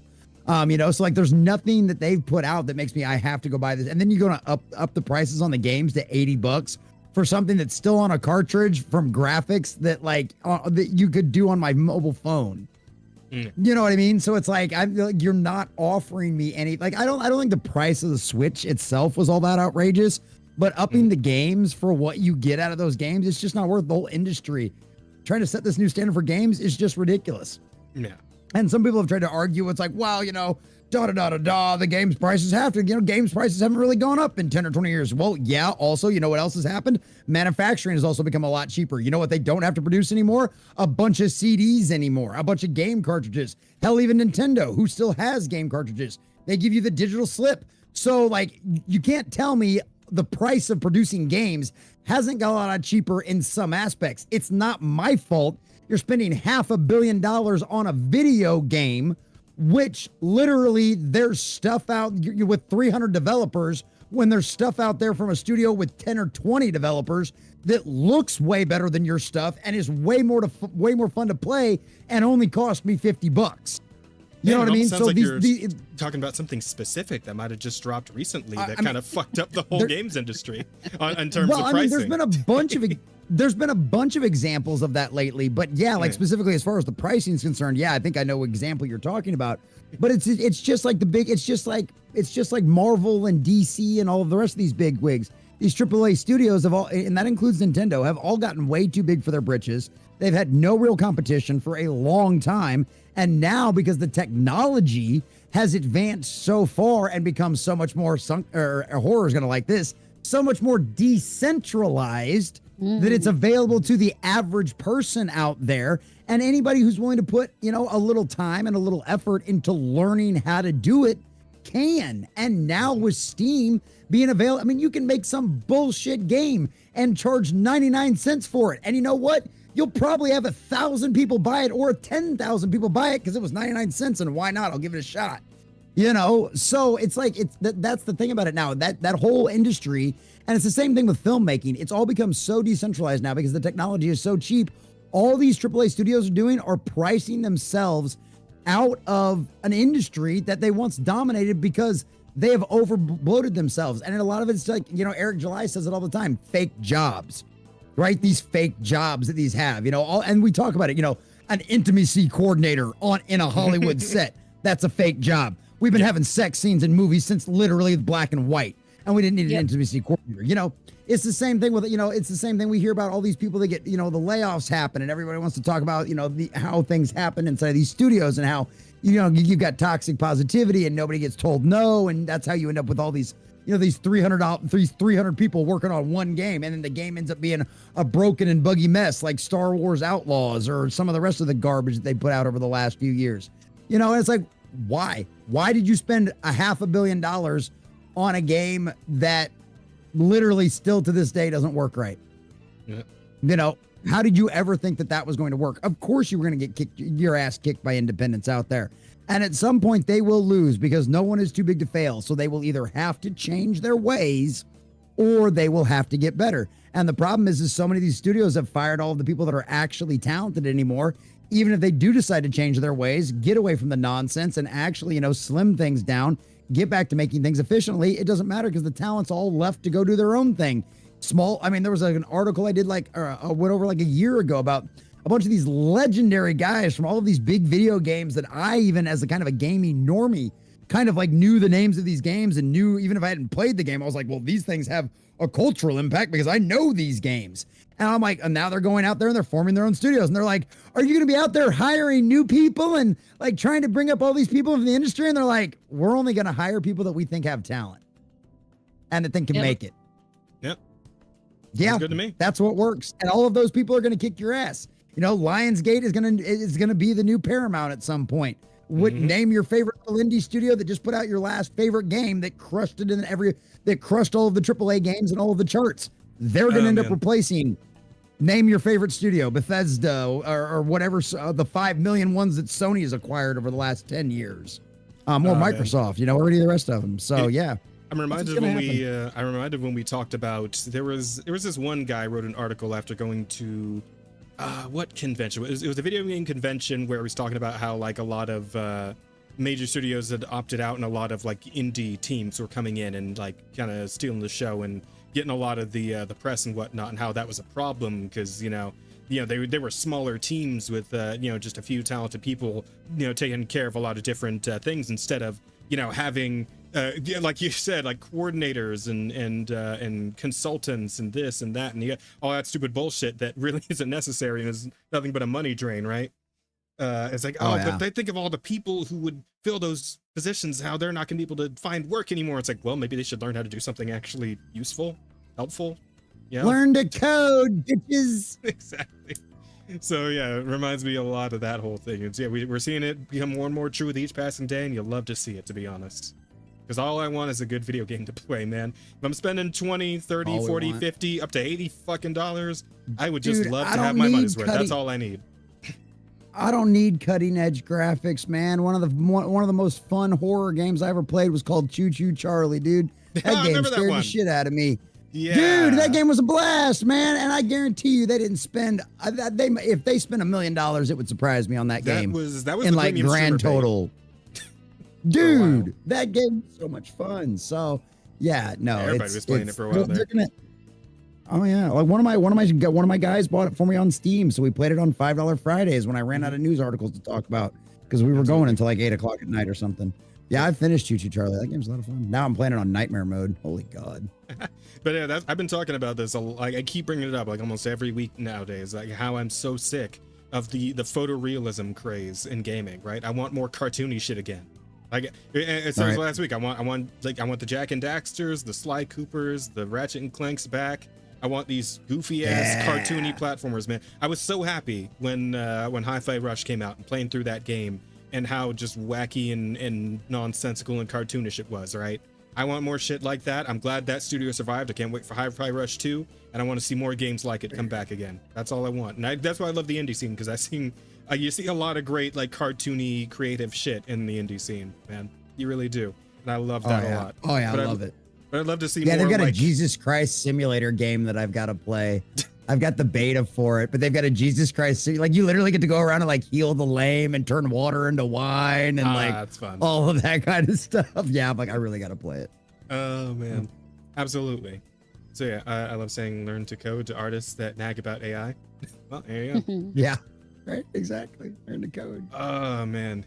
All right, got a bathroom? Oh, okay. So you guys don't have a private chat. You need a private. Kick kind of works as a private chat. Fair enough. But yeah. So I suppose we could go to a couple of different paths here. We could either start talking about our good old friend Randy Bitchford. You know, he's been quite prevalent in the news in these last couple of days since the release of Borderlands 4 for reasons that are probably decidedly negative, I would say. Or of course we could go down the path of the Kirk slanders in the game industry and how that's been working out for them. You know, I suppose we should probably go for the Randy thing since our friend is in the bathroom. I'm sure he would love to talk about the latter stories a lot more than the Kirk stuff or the Randy stuff. So why don't we talk about our good buddy Pitchford and what he's been up to? Him being retarded. Well, yeah, more or less. Just kind of shitting up and down the street after the what's the word? Yeah, man, I'm always forgetting words these days, man. I'm getting old too. The reception for Borderlands 4 has been a bit mixed, maybe a little more negative than positive, because as we all know, with projects that have been using Unreal Engine 5, well, as people might have guessed, there have been some performance issues. So apparently negative Steam reviews have been piling up because of it, which is unfortunate because apparently the people who can run the game well enough say that it is actually a pretty solid game so far. You know, that they've been toned down on the shitty story and dialogue and whatnot, and that's actually, you know, decently fun to play in terms of gameplay. So that, you know, I mean, that's good. I like hearing that, you know, because I was kind of an old school Borderlands fan, and I was kind of hoping that this game might be a reason to come back. Obviously, I wasn't going to pre-order, I wasn't going to buy it day one or any of that because of how burned I was from Borderlands 3. But I was kind of hoping, it's like, okay, you know, here's something that it's actually a good game. You know, maybe I can get in at some point. But now that's kind of been quashed because I'm feeling like I don't want to give Gearbox any money at all after Randy Pitchford's campaign of fucking nonsense that he's been doing. Let me see. I know I got some. Here we go. We got some quotes. This isn't the first one, but it's one of my favorites here. That Randy Pitchford has made a tweet of people complaining about the specs and you know, the recommended specs specifically for Borderlands 4 and how they feel a little jilted by the fact that their specs should be up to snuff for it, and they're still having a hard time playing the game. But yeah, Randy has been pitching in with some comments, and this is one of my favorites so far. The minimum and recommended specs are published. The most common hardware is a 4-year-old cell phone. Borderlands 4 is a premium game made for premium gamers. Not the poors, okay? We're not the peasants with their low-grade hardware. We don't give a fuck about them. Just as Borderlands 4 Let them eat cake. Just as Borderlands 4 cannot run on a PlayStation 4, it cannot be expected to run on too old PC hardware, unlike and so on and so forth. I'm sure you kind of get the gist. But yeah, people didn't really take too kindly to that. People didn't appreciate those comments. Assuming they aren't premium gamers, as he alludes to here. But this isn't even the worst of it. What was the other stuff? Here, your comments replying to one of them. All right, here we go. This is another fun one. I know a lot of you are dead set on playing at 4K with ultramax settings and using 2 or 3-year-old hardware. You do you, but BL4 and UE5 are doing a lot. And for me, that trade-off for frames isn't worth it. I played 1440p with settings super high, and I'm super happy with the trade-off. The game looks amazing at 1440p. If you're not 4K stubborn and just want to have a great fun time with higher perf, please consider running at 1440p resolution. If you get a beast of a video card, probably fine at 4K, but if you're in the middle or close to min spec, I would definitely recommend making that trade. Recommended specs of Borderlands 4. You got community note, by the way. This is the community note I'm reading now. Recommended specs of Borderlands 4 are an NVIDIA 3080 and an Intel Core i7-12700, which are 5 years old and 3 years old respectively. Most gamers expect a game to run at optimal performance when using the recommended hardware. Yeah, I mean, I feel like that's not unreasonable. No, right? At least when I grew up, if you bought the recommended hardware, the game is supposed to run the way the developers thought the game was supposed to play, not lower, not worse, not whatever. So obviously, in my opinion, what he did is they did or whatever, they put out lower specs hoping to get more buys than what the game really needs. Now they're coming out and blaming it players because you said, well, we recommend if you want to play the game, this is what you should have. And people who have that are still having a shit time. Hell, people who have the top end shit are still having a shit time. Yeah. And then, of course, I feel like the little cherry on top, and I believe it was the most recent comment. I don't think I actually have it here in my tabs. But Randy has gone on record to recommend that people who are having a hard time with the game just return it. Just return it if you're having a hard. If you can't do that always works out so well. If you don't like it, don't buy my book. Okay. There we go. Right, it's slightly different, but it's got the exact same energy for sure. So yeah. I just at this point, because Randy Pitcher has always been kind of just a blight on Borderlands, and I mean, specifically for the Borderlands franchise, he's always just been kind of like a fucking stick in the spokes, really, on trying to in terms of promotion, right? He's always every time it's something Borderlands, I feel like he pulled shit like this back when Borderlands 3 came out. There was that whole thing with the medieval times and how fucking weird that was. There was his comments around the movie. Borderlands 3 sucked. Yeah, Borderlands 3 did suck, and so did the movie. But the movie was shit. He tried to sell people on that too. And of course, it was just so incredibly terrible, and every choice regarding was so bad. I just wish this guy would stop trying to look like a really douchebag version of James May. Trying? Not familiar with James May. Who's James May? What? James May, Top Gear. Man, you never seen Top Gear or freaking holy oh god, I'm having a brain fart. What was the Amazon Prime one they did? Anyway. Top. Oh no, because Top Gear was the regular one. I can't remember. Top Gear is what they and something about a tent. Yeah, well, they had the tent in Top Gear, and then they used the tent for the Prime show. Right, but I thought they didn't weren't doing anything with the tent. Oh, maybe they did. Shit, I can't remember now. Anyway, but yeah, no, anyway. Okay, so there's other people out there. Horror knows who James May is. That's all that matters. Yeah, he's one of the Jeremy Clark, the Grand Tour. That's what it was. Yeah, the Grand Tour. Thank you. Yes, I could see it in my head and I couldn't freaking spit it out. They're just three guys. You should actually check it out sometimes. They're just three guys really good. Who are, really into cars and shit. And they always do these ridiculous challenges with them. Mm-hmm. And they're hilarious. It's worth watching. It's like three blue-collar car nuts that were given way too much money and access to cars they probably should never drive. Yeah. And then they just go cross country with them. And do all kinds of ridiculous things. Across the Sahara. They've I think they've done some stuff in the Amazon.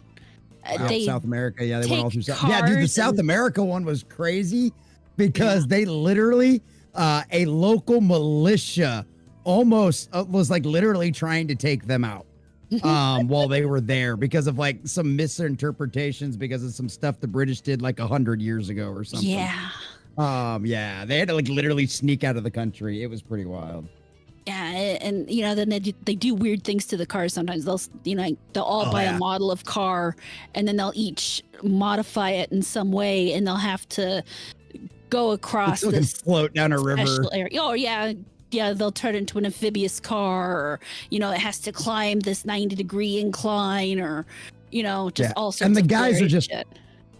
Yeah, the guys are just hilarious. Like they go at each other, they pick at each other all the time, and it's just a group of guys just having a really good time, just doing guy things. And it's that's why the BBC canceled it, and Amazon was like, "We'll pay money for that." Yep. And then Clarkson got a little too spicy for him. Yeah, well, no, not really, because now he's got Clarkson's farm. Well, now he's got Clarkson's farm, but that's doing great too. So yeah, so that's crushing it too. So yeah, that I whole, love the fact he's getting Hammond involved.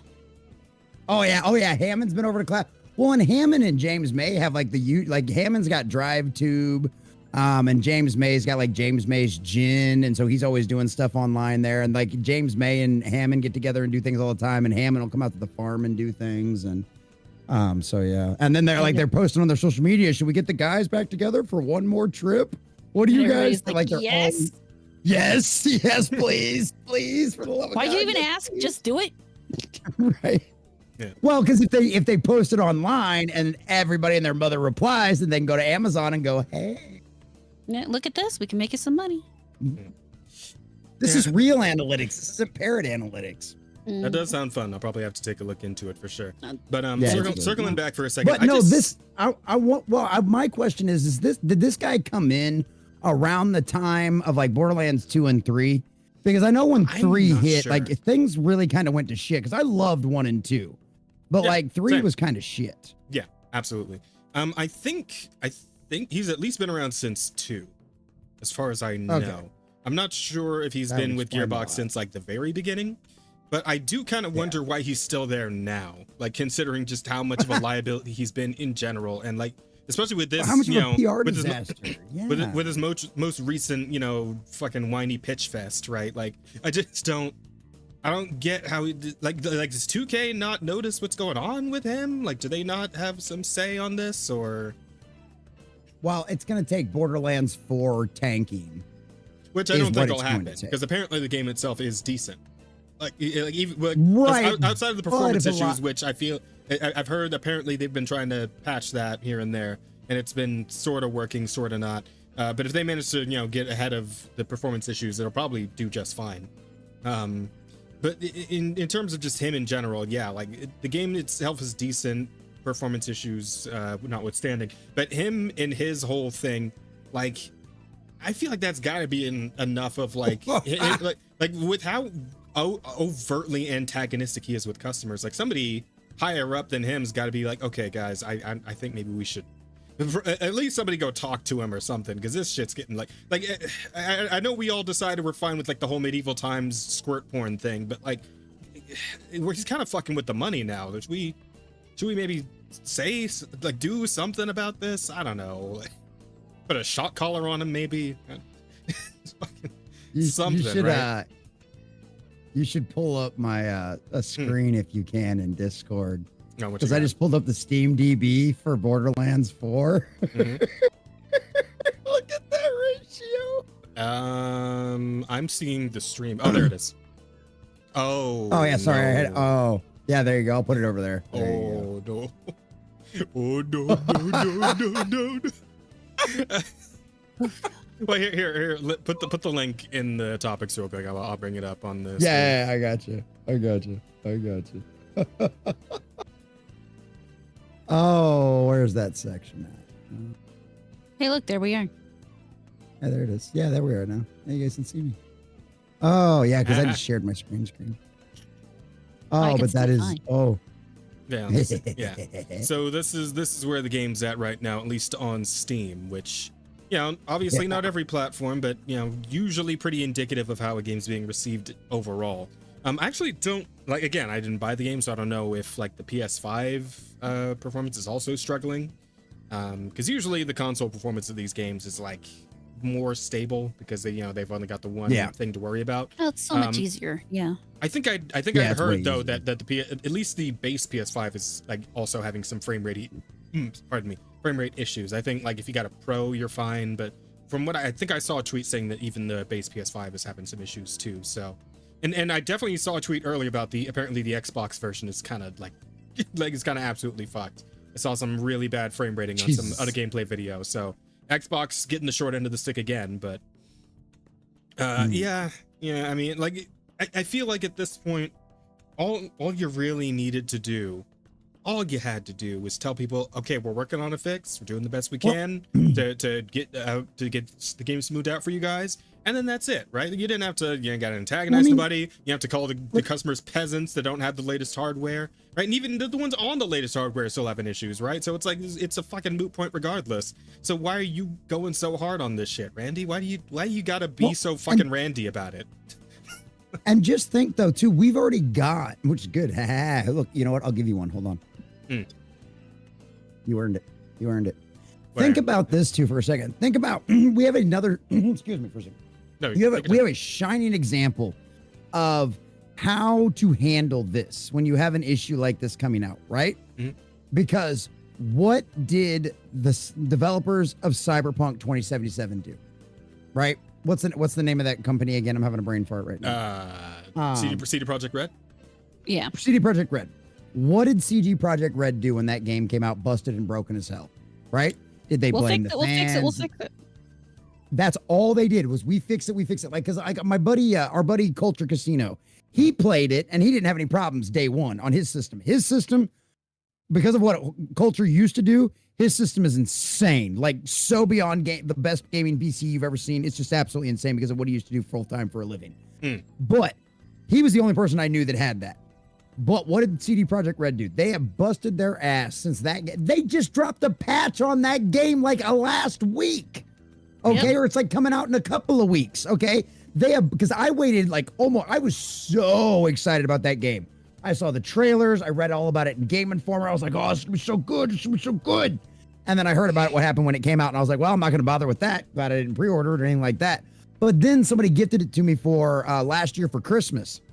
And dude, I literally lost 2 months of my life in that game. Holy cow. Is that game incredible? It is a blast. It is so much fun. I would gladly go. You could go. The replayability in that game is absolutely insane. I still have a million things that I could run around and do in that game if I just wanted to spend a 12-hour stream playing it. So it's one of them situations where it's like, that's how you handle this, and guess what they did? Did they get all of the people back? No, but you were never going to get all of the people back. Did they get the majority of their fans back? Yes. Is everybody really happy with the way the game is now? Absolutely. Did a lot of lore channels make their careers off that game? Yes. And those videos are still getting 50 to 60,000 views within the first week to this day. So they knew how to handle their fan base. They knew how to handle their community and go, we're going to take care of it. We're sorry. We fucked up. We get it. We're going to fix it. We still love you. We still love you. You just stay with us. And guess what? The majority of them did. And this is not going to happen. This could tank Borderlands 4. This kind of, because the thing about it is the culture is so much more sensitive to this kind of stuff now, right? Because we've gotten burned for so long. I used to tell people all the time, you want to know how we know things are going to be woke? You want to know why I knew X-Men 97 was going to be good before it came out? Because I listened to the people involved in the project and what they told me, right? What did we hear about Eternals? Eternals was going to save lives. What did Bo DeMayo tell us over and over and over again? I'm a fan. I've been talking to the original creators. I'm going to do everything I can to make it as much as I can.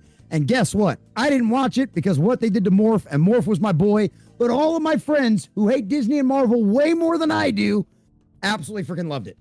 Made the fans really, really happy. And guess what? That's why Bo DeMayo got fired, because Kevin Feige was jealous because people were saying it was better than his Fox X-Men movies. And because that's what happens at Marvel. It can't be bigger than the boss after all. And so that's what's going to end up happening, because right now the culture, this could end up tanking Borderlands. If this game, if they do not turn this around, if they do not fix this in a couple of weeks, if not a month, you could see this in like the thousands of people playing this game right now. If they don't fix this quick, because not everybody's going to be paying attention to the media, but a lot more gamers are paying attention to what this asshole is saying than ever have before. So undoubtedly, this has already caused damage to this game's sales. Absolutely. I guarantee it. It will not make as much as what it would have if he would have just kept his mouth shut, not by a long shot. And who knows? If they spent $500 million on this game, it could cause this game to flop. It really could. Yeah. Financially, anyway. I think it's also just part of this kind of weird, long-running trend that we've been dealing with for a while now, where like some of these devs are just way too comfortable talking to their audience just any kind of way, right? Like any kind of way. And especially when that audience is displeased with whatever they decide to put out, right? It's like, well, if you don't like it, don't buy it. Or, oh, why don't you, or I think even Randy actually, like, was one of Randy's quotes recently. It's like, well, hey, why don't you fucking make yourself a game engine and then make a game and let's see how you do, right? Like just this whiny, like bitch, baby, petulant child like attitude towards one of the people. most privileged among us too. One of the most privileged among us. The one that got me was the one where he was saying people are running this on 3 and 4 year old hardware. Dude, the software in your the hardware in your recommended, the 3080 is a 5-year-old video card. You're telling me that your recommended is too old for people to be running this well. And then the processor, the i7 that he has in there, is a 3-year-old CPU. So what, you expect me to go and buy a computer today to play your game that came out? Yeah. Nah. But what I mean is that, like, again, it's further reaching than Randy, right? Like, we've seen this, like, this shit happens every time a shit game comes out and people, like, rightfully say that it's shit. This happened with, what was it, fucking Veilguard, and it happened with Concord, and it happened with fucking... Outlaws. Yeah, Outlaws. I'm trying to think of that one fucking... was it Obsidian that put out that weird fucking like kind of like Elder Scrolls kind of game? What was that shit called? It was like the weird fungus people. I can't remember what it was called, but it had the graphics that kind of reminded me of like an updated version of Fable. Yeah. Yeah, because I only did like a couple of videos over it because it Avowed. Yeah, that's that so thing. awful. Dude, that nobody remembered that game. That was the worst video game I'd ever done in the algorithm ever. Video game video.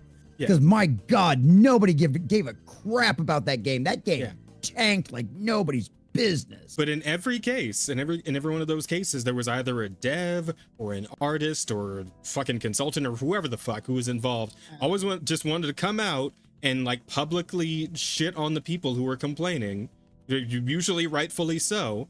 And you know how did that go from every single time?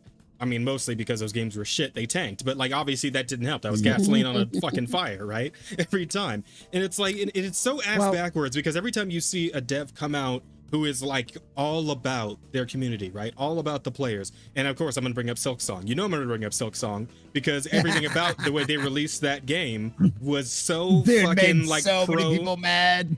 Well, when it, not the people that made mad, it was the industry was. Yes.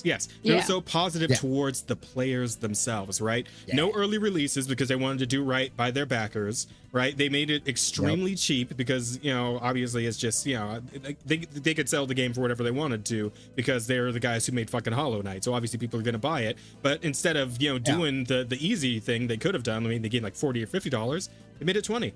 Because their team is like fucking 4 or 5 dudes, right? They don't need to make billions. They can just make millions and be fine, right? Like they'll be all right regardless. And so they decided to do the thing that the players would love. And every single, like all these different devs, even other indie devs, which is kind of disappointing, and these journalists want to shit on them for just being so pro-consumer, right? And it's so weirdly ass backwards the industry we find ourselves in, where it seems the common thing is to be so like fucking obviously anti-consumer, so outwardly malicious towards players that have valid complaints about what you're like the product you're trying to sell them, right? And to be so like malicious against like devs who are actually just doing what the players want. right? It's like, and I don't understand how we got here, but I am so ready to move on from this and just get back to a place where the developers give a shit about the people they're trying to sell these products to again. It seems like the simplest thing in the world if you want to actually sell something. Start with caring about your customers. It's the same thing that we talked about earlier, right? When I say the spirit of the age, this is what I mean, right? It's the same attitude in Hollywood, right? You owe them your attention. You owe them your money, right? Because they're the entertainment. It's their job. You're supposed to love them because they've been told that everyone's going to love them if they do this. And it's the right thing to do, right? And if you don't like it, you're an idiot or you're a bigot or you're this, that, or the other. I'm better than you. I'm the elite one. You're the serf. You're the one that I'm supposed to educate and talk to. And I am better than you. And you need to understand that. And that's the attitude that has permeated all of this. It's the narcissism. It's the ego. It's the pride. It's like one of the stories that we've heard from Bo DeMeo was that Esposito, the guy that is the co-head of Marvel Studios that you never hear about, hates comic books, doesn't want the movies doesn't want the movies. If you bring him an idea that sounds too comic booky, he'll reject it and shut it down because he doesn't like comic books. I am so sick. I'm so sick of hearing directors say, yeah, we told all the actors to not like look at the comics or the or the books or the video games or what. Like the same happened with the fucking Yakuza series that they had on, I think it was on Amazon. Yep. It's like, yeah, all the actors, we told them just not play the games.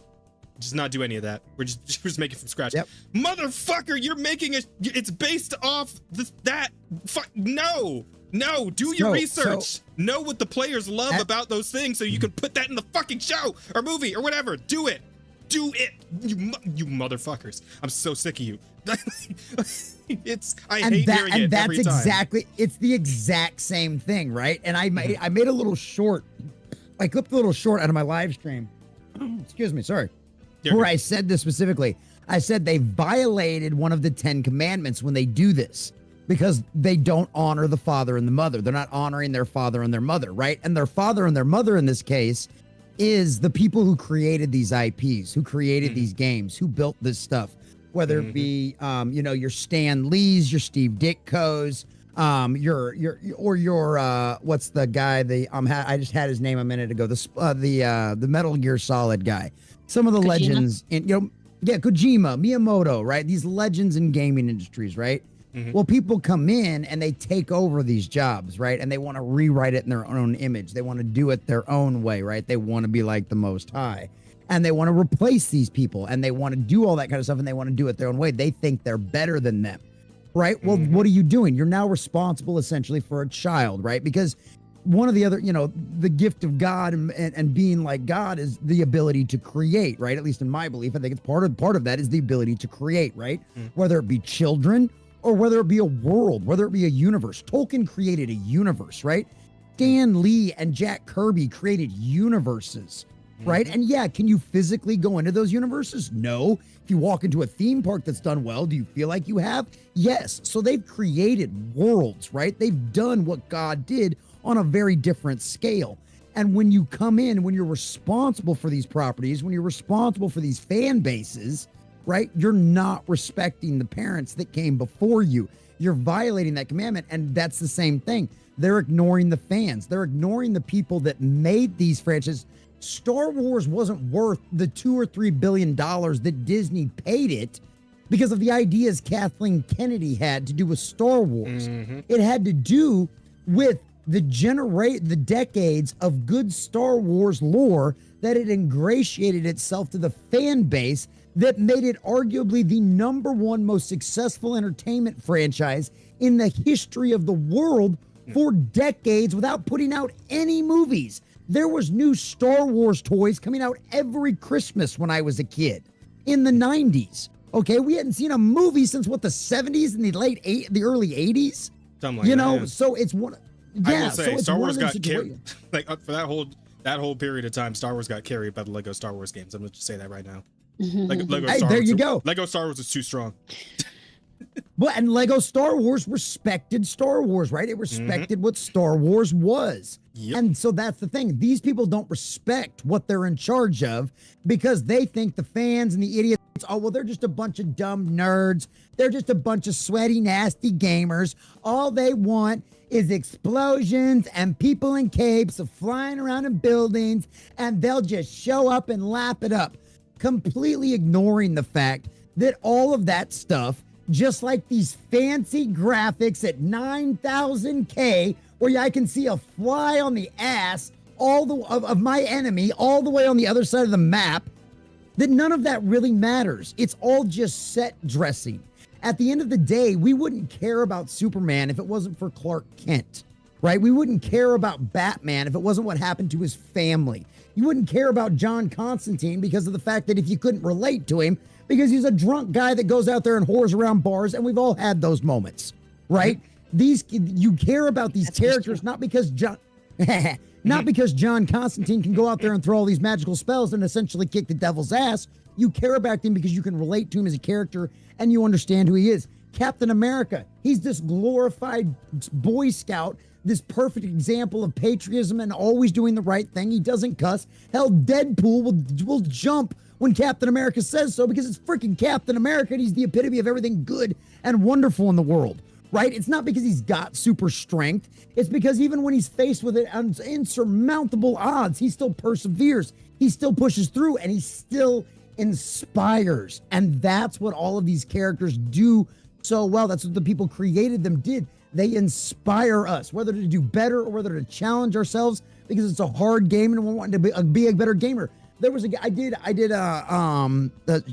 Fires of Rubicon, Armored Core 6. Yes. A game I'd never played a game like so it before good in my life, right? They said it's the Souls game of big stompy mech games. And I totally get it. That game literally rewired the way I played games. It took me 6 hours to get through that first boss. And I had never spent that much time trying to get through something like that before. Right? And so and that's an accomplishment. That right inspires me. That makes me go, you know what? Maybe I can handle the Dark Souls games. You know, and that's what this stuff is supposed to do. Give them a try. And that's what they've and that's what they've forgotten, right? Yeah. That we don't love them because they're because of the capes and because of the superpowers. We love them because of the stories that inspire us. And these people don't have that. All they have is the ability to regurgitate what they've been told. Mm-hmm. And that's why we'll see all of this stuff fail. And that's what they think. They think they're better than you. And they think they can get away with this stuff, which is exactly why Randy acts like this. And it's the exact way why Kevin Feige acts like this. It's why Kathleen Kennedy acts like this. It's why all of them act like this. They legitimately think they're better than you. Bars. I got nothing else to say. Shit. That's bars right there. I will say one thing though. If you do end up getting into the Souls games, let me know. I don't mind chaperoning. I'm already helping this one through Sweet. Bloodborne. Oh, so dude, no, I love having I've been through all of them, so I know my stuff with the Souls series. I can help you out. Dude, I'm gonna like Azul like ban people if they try to help him through games and stuff like that. No, I'm like, please, I'm an idiot. Okay, I'm the common nerd for a reason. I need your help. You guys bought me this game. You wanted me to play it. You better be here telling me how to get through this thing because I've never played a game like this before. I'll do more than direct you, bro. I'll be in there fighting with you. Right, that's what the Souls games are like. We can get multiplayer going. I get in there with you. We'll take it all together. Sweet. Oh yeah, dude. Love doing that. Yeah, hell yeah. That'd be awesome. But yeah, it's just, oh yeah, absolutely. So yeah, inspiration. No, the superpower to regurgitate sounds interesting. Please expound upon that. I'm sure it's there's a weird fucking comic written by some crazy ass blue-haired fucking nut job out there somewhere about the great regurgitator. All right, I'm sure the vomit powers exists out there somewhere in some decrepit abandoned comic book shelf. Rule 34, man, it's the same thing for fan fiction. Okay, Rule 34 is the same across the board for fan fiction and all the rest. If it exists, there's a version of it out there. I just need official works to stop being fan fiction. Okay, there used to be a divide between these two things. God. All right, and then the fucking acolyte happens, and I'm like, you know what? No, stop. Oh, dude, okay. Back to fanfiction.net. You know what was even worse than that? No. You know what was even Ahsoka? Heart? Did you watch Ahsoka? I did not watch Ahsoka. No. Did you watch Ahsoka? No. Okay. No, I did so not. I am not kidding you. I watched Ahsoka and I reviewed it. The first 5 minutes of the Ahsoka show is nothing but Ahsoka in this walled room, literally stroking all of these phallic shaped stones in this room to unlock a puzzle. And I mean, this goes on for a good 7 or 8 minutes, dude. And I'm like, this is nothing but Dave Filoni's Tumblr fan fiction, dude. Because even George Lucas flat out said this character should have not survived the Clone Wars. But Filoni's kept her around. I guarantee you Filoni's got a body pillow. Like that show was nothing but Dave Filoni fan fiction, dude. It was so weird. I can imagine. But to put a nice little bow on the whole Randy Pitchford thing, I think he needs to step down.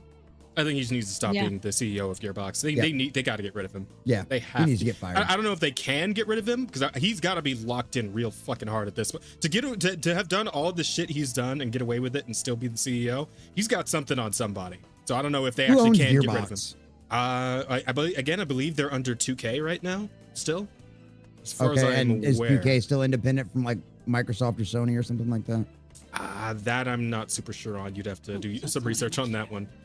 But I wasn't sure. I just wasn't sure because I know there are still a few independent studios that haven't been gobbled up by the major players that aren't Japanese. Yeah.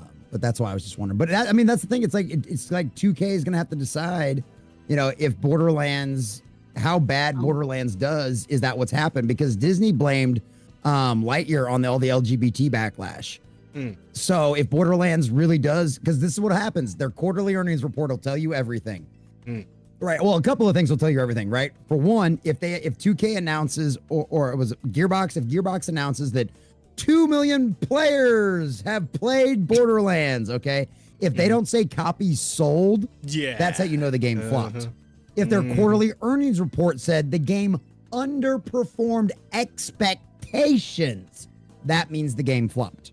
Okay? So we'll know. We will know. If you know how to read if you know how to read through their bullshit, we will know before long if this game flopped or not.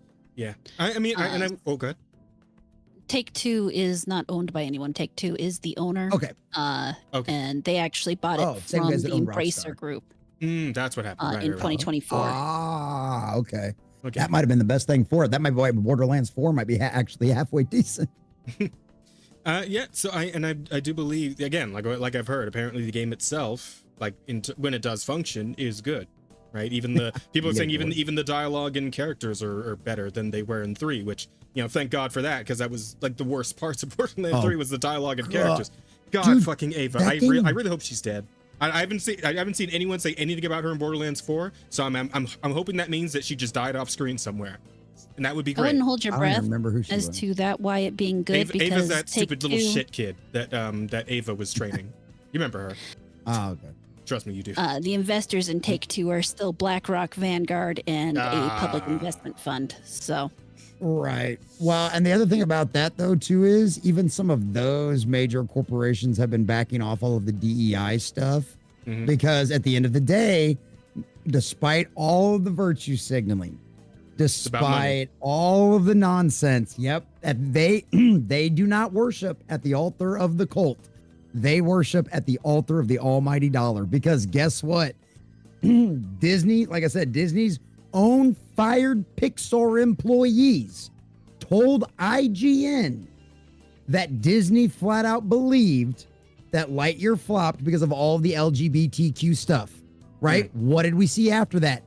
Disney literally cut episodes from one of their children's shows that covered transgender topics in a children's show, right? They had to rewrite Elio.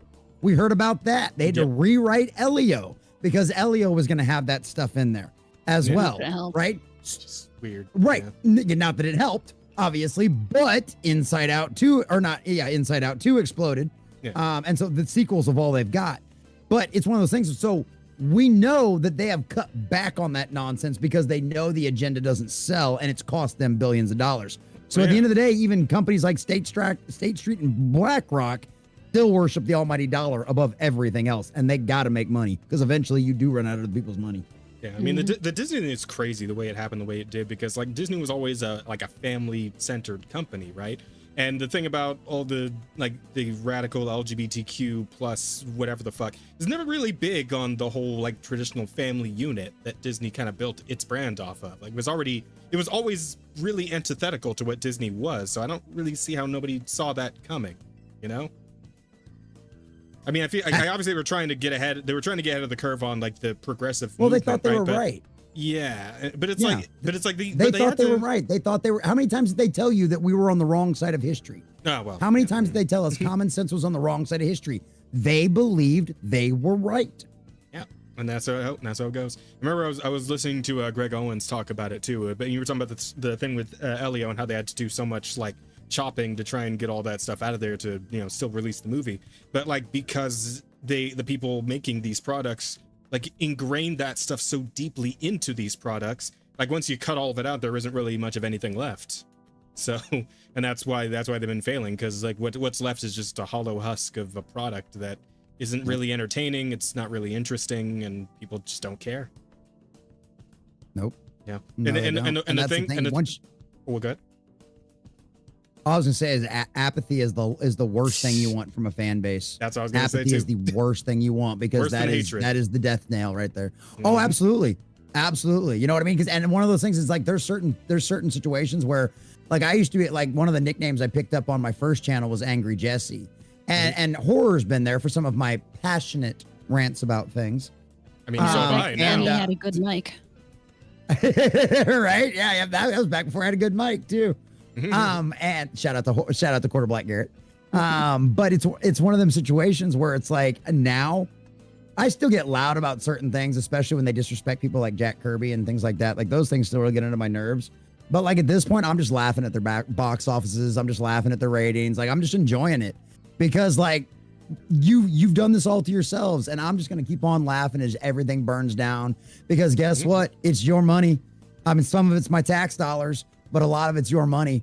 And you've lost hundreds of billions of dollars collectively just in Hollywood. You add gaming into that, trillions of dollars that you will never get back, that you have lost trying to chase the spirit of the age and trying to push this agenda. And guess what? All of us are so worried about inflation. Well, hell, there won a few $1 trillion in the last few years. That's all gone.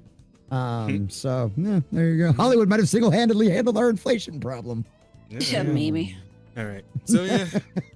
So I definitely sprinkled in a few lighter stories. We got one more big topic to get into, and I'm sure there's plenty of getting into to do. But I do want to take a moment to give us a little breather, right? Let's just take a moment to zen out for a second. Yeah, exactly.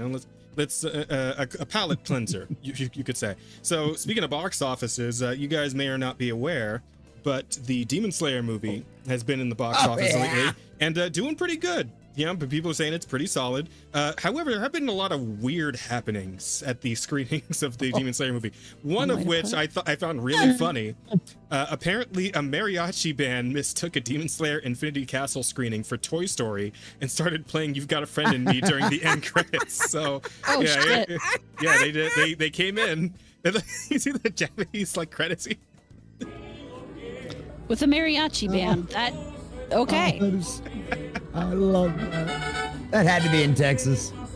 They probably pulled that in California. It could happen in California. Honestly, anywhere that touches the Mexican border, yeah, it's a possibility. Well, I'm just thinking the places, could be New Mexico, the kind of theater. Arizona. Well, I was just thinking the kind of theaters that would actually want to put money up to do something like this and get that interactive with things. It'd have to be in a If big you're playing the somewhere. sound, Jazz, we can't hear it. Oh, whoops. I could.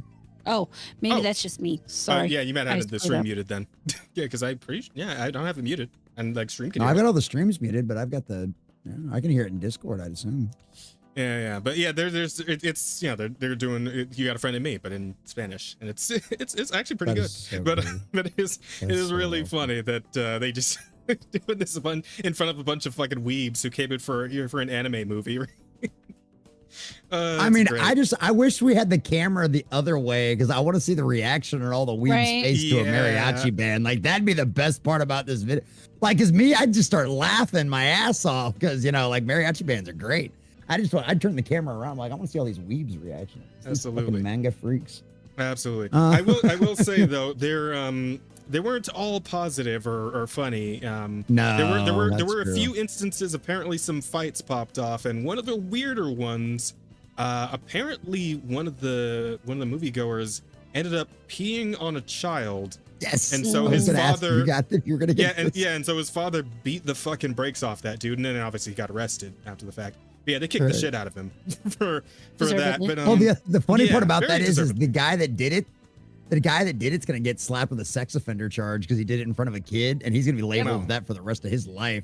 Yeah, so I don't think the dad. I think the dad's definitely got off better on that one. Kind of deserved though. Kind of deserved because it is really weird to whip out your dick and pee on a kid at an anime movie screening. Like I want to know. You can pee randomly anywhere, but on a kid is worse. And it's like, I want to know where it was, and I want to know who the guy was. I want to know where and who this guy was. I don't know the exact about that. I'm not sure of the exact details on that one. I didn't unfortunately put the tweet itself in the because there was a video of the guy going in, well, not the peeing part, but of him his ass beat. Like the ass beating part was caught on camera. Nice. I did not put that tweet in the topic, so I'm not sure if I could even find it if I'm looking for it now. But no, absolutely, that's totally fair. But yeah, but it's like this is one of those like we really need to bring back asylums kind of moments, right? Because like if you're whipping your dick out in a theater to pee on children, I think you need to go in a loony bin, right? You need to go in a padded cell. I think that's it for you at that point. I normally fall very in line with horror and sheep and like Eric as far as what I want the government to do in general most of the time. But I think as far as my state and like maybe my county or maybe even on the city level, I think collectively as a city and a county, I think we could all get together and collectively decide and put enough money together to bring the asylums back. And I think we could collectively get a movement going throughout the United States on the county and state level to bring these back. Because absolutely, yes, there are some people that need to be locked away and looked after in a very nice, comfortable facility with some very nice, very large men that can control them. And very nice little, lots of drugs, plenty of fun little coats where you can hug yourself all day in very nice round padded rooms. And obviously not end up like what we saw in like Geraldo Rivera's videos and some of the horrors. We actually, and it's going to suck. It sucks, but we're going to have to put some money behind this, like some legitimate money behind this. And we just have to come together as a community, as a culture, and decide that this is something we have to do because there are some people that are just absolutely beyond mentally ill and God's grace be upon them. But and they need more and more away. Examples every day, right? Also, I'd people said it was in fine. Arizona. The I'd be completely fine if we stopped all welfare and just transferred it all over to asylums. Yeah. There you go. There you go. As long as they get rid of federal income tax at the exact same time. Well, yeah, obviously. But, I think we should just get rid of all taxes. And I'm pretty sure we could get enough people to donate to that shit. No. But that's me. Yeah. So wacky shit going on in the Demon Slayer community. The people are also pointing out it was really funny that while the beatdown was happening, it was actually one of the like climax moments of one of the fights in the movie, and they're like playing the fight music as like Zenitsu's cutting a demon's head off, and like it's like you're getting your ass beat to like an anime like fight soundtrack, right? It's like, that's a legendary moment for sure, right? That's something else. The only thing that would have been better is if the mariachi band would have been playing in the same theater that happened, and the mariachi band would have been playing while I got his ass beat. That would have been the only thing that would have been better. Oh fuck! See, this is See, this is a Flash Gets animation in the making, right? Like straight up, just like Flash Gets needs to get on this one because that's absolutely something they would do, and they would do very well. It wouldn't be hard to edit the two videos together. Truth be told, like, let's be honest. What I've seen AI do these days, I suppose you're not wrong. Oh God, yeah, I wasn't even thinking about using AI, but yeah, especially if you use AI, my God. You could have the mariachi band like around him and like looking at him and like. You know what? It's one of them situations where if nothing, people always make the jokes about alternate timelines and stuff like that, and physics does weird things and stuff like that. But it's one of those things people are like, oh, man, I hate this timeline. I'm like, dude, I love this timeline. This timeline is insane. You have what's one of the old sayings? What's one of the old? May your children live in interesting times. Well, by God, boys and girls, ladies and gentlemen, we sure do live in interesting times. We are never bored. Okay, we are never bored. I could stand to be a little more bored these days, honestly. It's I'm getting to the point where there's a little too much stimulation. I could use a break. They'd all just not be crazy for like a month. That'd be cool. Like just a month of like we're just chilling, right? That'd be nice. Well, and it's one of them situations where the culture goes through cycles, right? And this is something that I've talked about, and this is something you can watch, whether you want to go back, whether you want to, look at American history and the culture and the way the cycles have worked. You can go to the Roman Empire and look at that, or you can go really easy to a reference that you can find in most hotels. You can go into the Old Testament, read Kings, read David, read Exodus. Even back then, when you literally had God in a cloud and a pillar of fire at night, you had manna rain down from heaven every single day, right, to provide you for food. You're watching these things happen right in front of your eyes. And people still went, yeah, but did God really say that? What did that, I mean, really, and so it's one of them, and you see that cycle, right, of how that happens. You'll see that when you read Kings and when you read David and stuff like that, especially when you read Kings. You watch that with Israel over and over and over again, right? You'll get this, everything will go really, really, things will be really, really good. Like during the time of David and the time of Solomon, things were really, really good. And then Solomon's son was an absolute shitbag, right? What's the old saying, hard men make good times, which was David. Good times make weak men, which towards the end of Solomon's life, he was. Weak men, start horrible times. And that's what his son was. And then eventually things get bad enough in the culture where they go, holy crap, we can't do this anymore. Hey, you remember all them traditions and all them rules and all them values we used to have and keep around and use all of that stuff? Remember them dusty old scrolls we found that are apparently written by God? Maybe we should try that again. And then all the common sense comes back and all the demonic worship in the streets stops. And all of a sudden things are good for a while. And then the cycle just repeats itself again. And we're going through that exact same cycle right now. We've gone through the dark ages. Things have gotten really, really bad. We've got a rough patch that we've got to get through as well. But there is light at the end of the tunnel. Are we going to save Star Wars? Probably not. No. Or can we save the Borderlands franchise? Can we save this franchise? Probably not. But you know what we do have? We've got the Rippaverse. We've got all these indie studios out there that are making all these great, incredible games that are crushing the AAA studios. We've got my buddy Jason Sandberg, my buddy Hojo out there making incredible comics. You've got these guys out there doing animation projects now with Angel Studios and doing really incredible things like that in television. You've got The Chosen and all of that kind of stuff out there. And you've got all these independent little studios that have been doing all the horror movies and everything else. And so we might not have all of the cultural things that we grew up with as kids anymore, but we've got a lot of really great things that we can establish as generationally good cultural things that we can pass down again to our kids, because that was what, I've said this before. I said it a million times. It's one of the situations, why did I turn on a microphone? Why did I turn on a camera? And why did I grab a mic? Because I got 6 kids. And I grew up with this stuff. These were my children's stories. Batman, the animated series, Superman, the animated series, Fantastic Four, X-Men, all of that kind of stuff. These are things I grew up with. And I want my kids to be able to experience them and for them to be good again.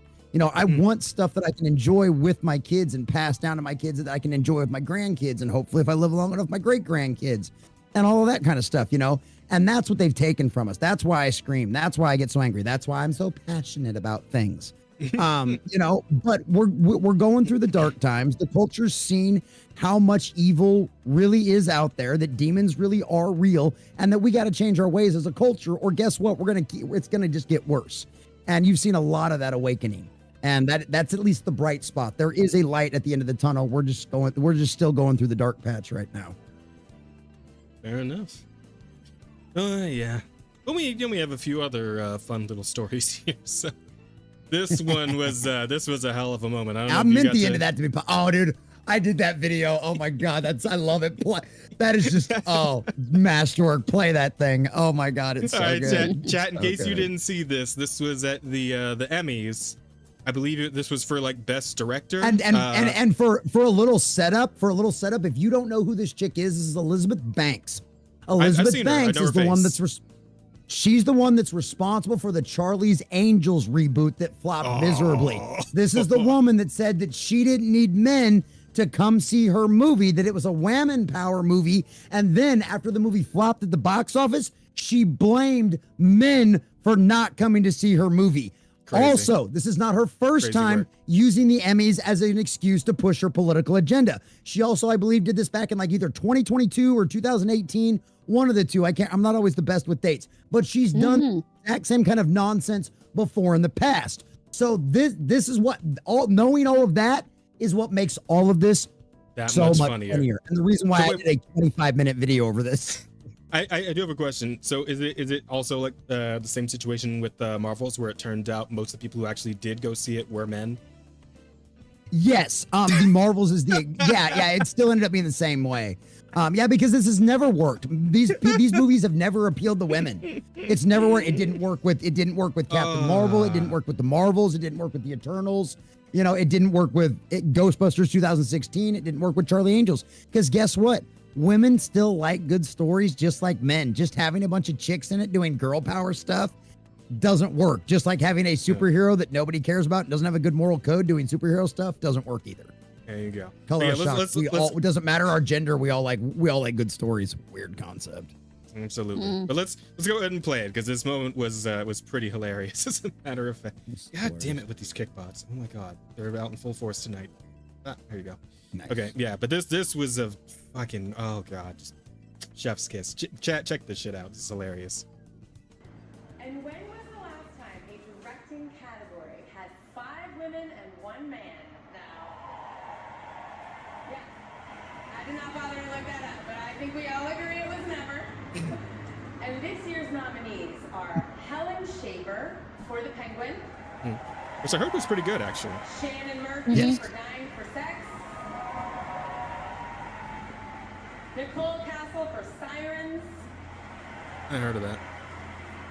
Jennifer Getzinger for The Penguin, Oh, so there were 2 directors. Okay.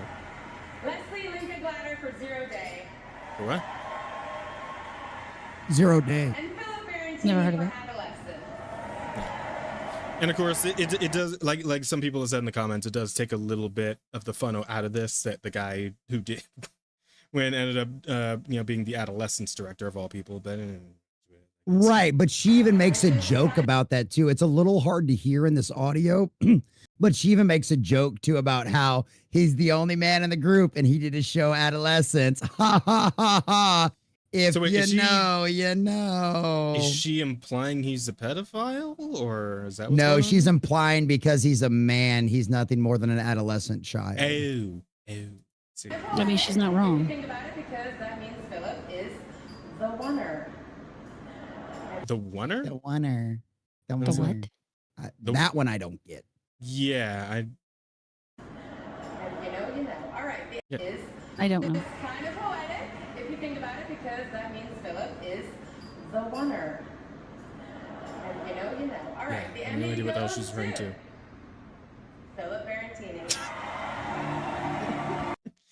Yeah, so yes, you're definitely right. First name, last name. The man did win after she did that whole spiel about, oh, there's so many women in the category and that never happened before. Like it's just like when you set yourself up like that, because you're so sure that you're gonna be vindicated, right? You got this in the bag, and then you just get fucking clocked by reality at the last second. Oh, you can't help but just take a little bit of joy. God has a really funny sense of humor, man. He really does. All things for the glory of God. God damn. Even Elizabeth Banks. Yeah, like I said, it sucks that it's the adolescence guy, because that fucking show is nonsensical propaganda. But Oh, I'm sure. it's you still take some bittersweet pleasure in this, I suppose. Nothing wrong with that. Oh yeah, no. I mean, it's one of those situations where all of these award shows are nothing more than demons blowing smoke up each other's butts. But like at the end of the day, it's still really funny when one demon tries to make fun of another demon, and and because it's something that we all relate to, because there's a lot of us that have penises, and if we don't have penises, we're very familiar with them. So it's one of them situations where it's like, bitch. Mhm.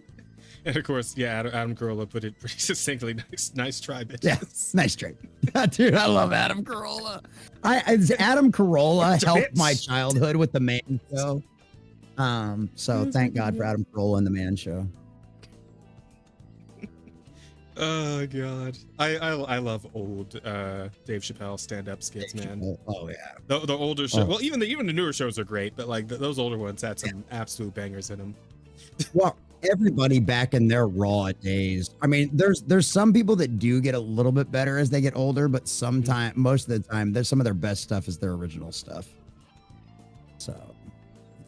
Oh man, you ever watched any of oh, why am I having a brain fart? Flubber. Yeah, I watched Flubber. That wait, there's only the one movie, right? Yeah. Oh, you mean God damn it. Williams. Robin Williams. Yeah, Have you ever watched any of Robin Williams' stand-up?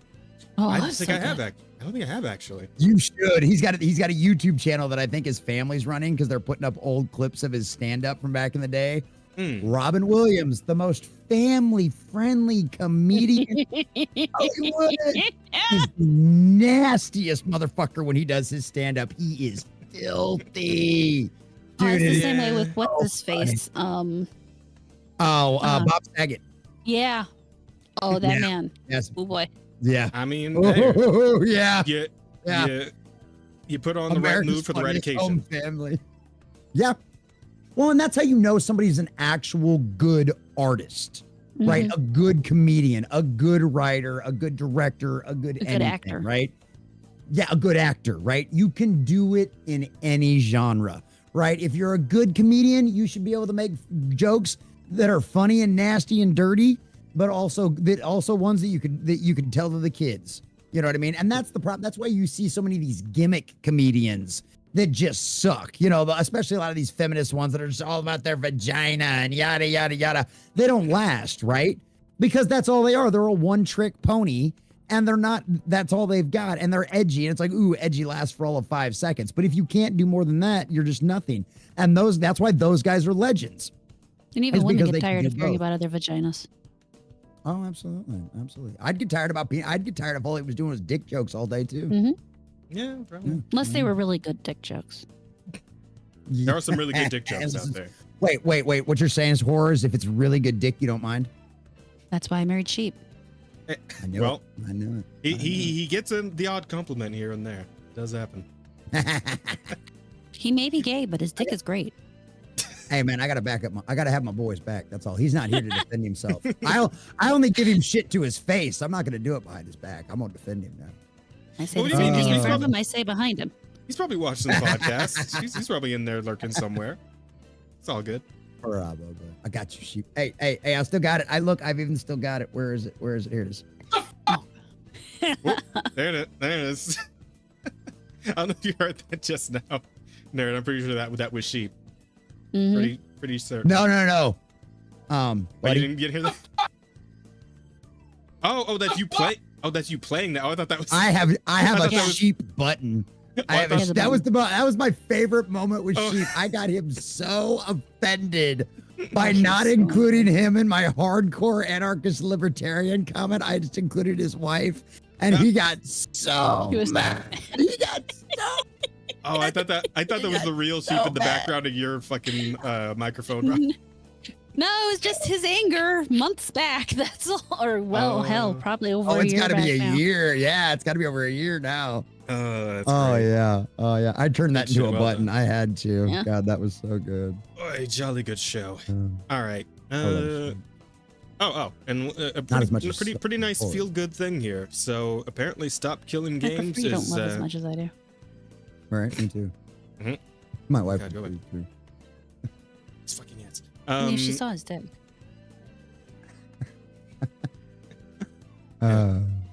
So Stop Killing Games says the EU Commission hearing is now all but guaranteed, which is fucking Woo! awesome. Because apparently, That's good. they managed to. I'm not exactly sure how they went ahead and figured this out, but they have now confirmed that 97% of the 1.45 million signatures are valid from individual Nice. people. So that's fucking awesome.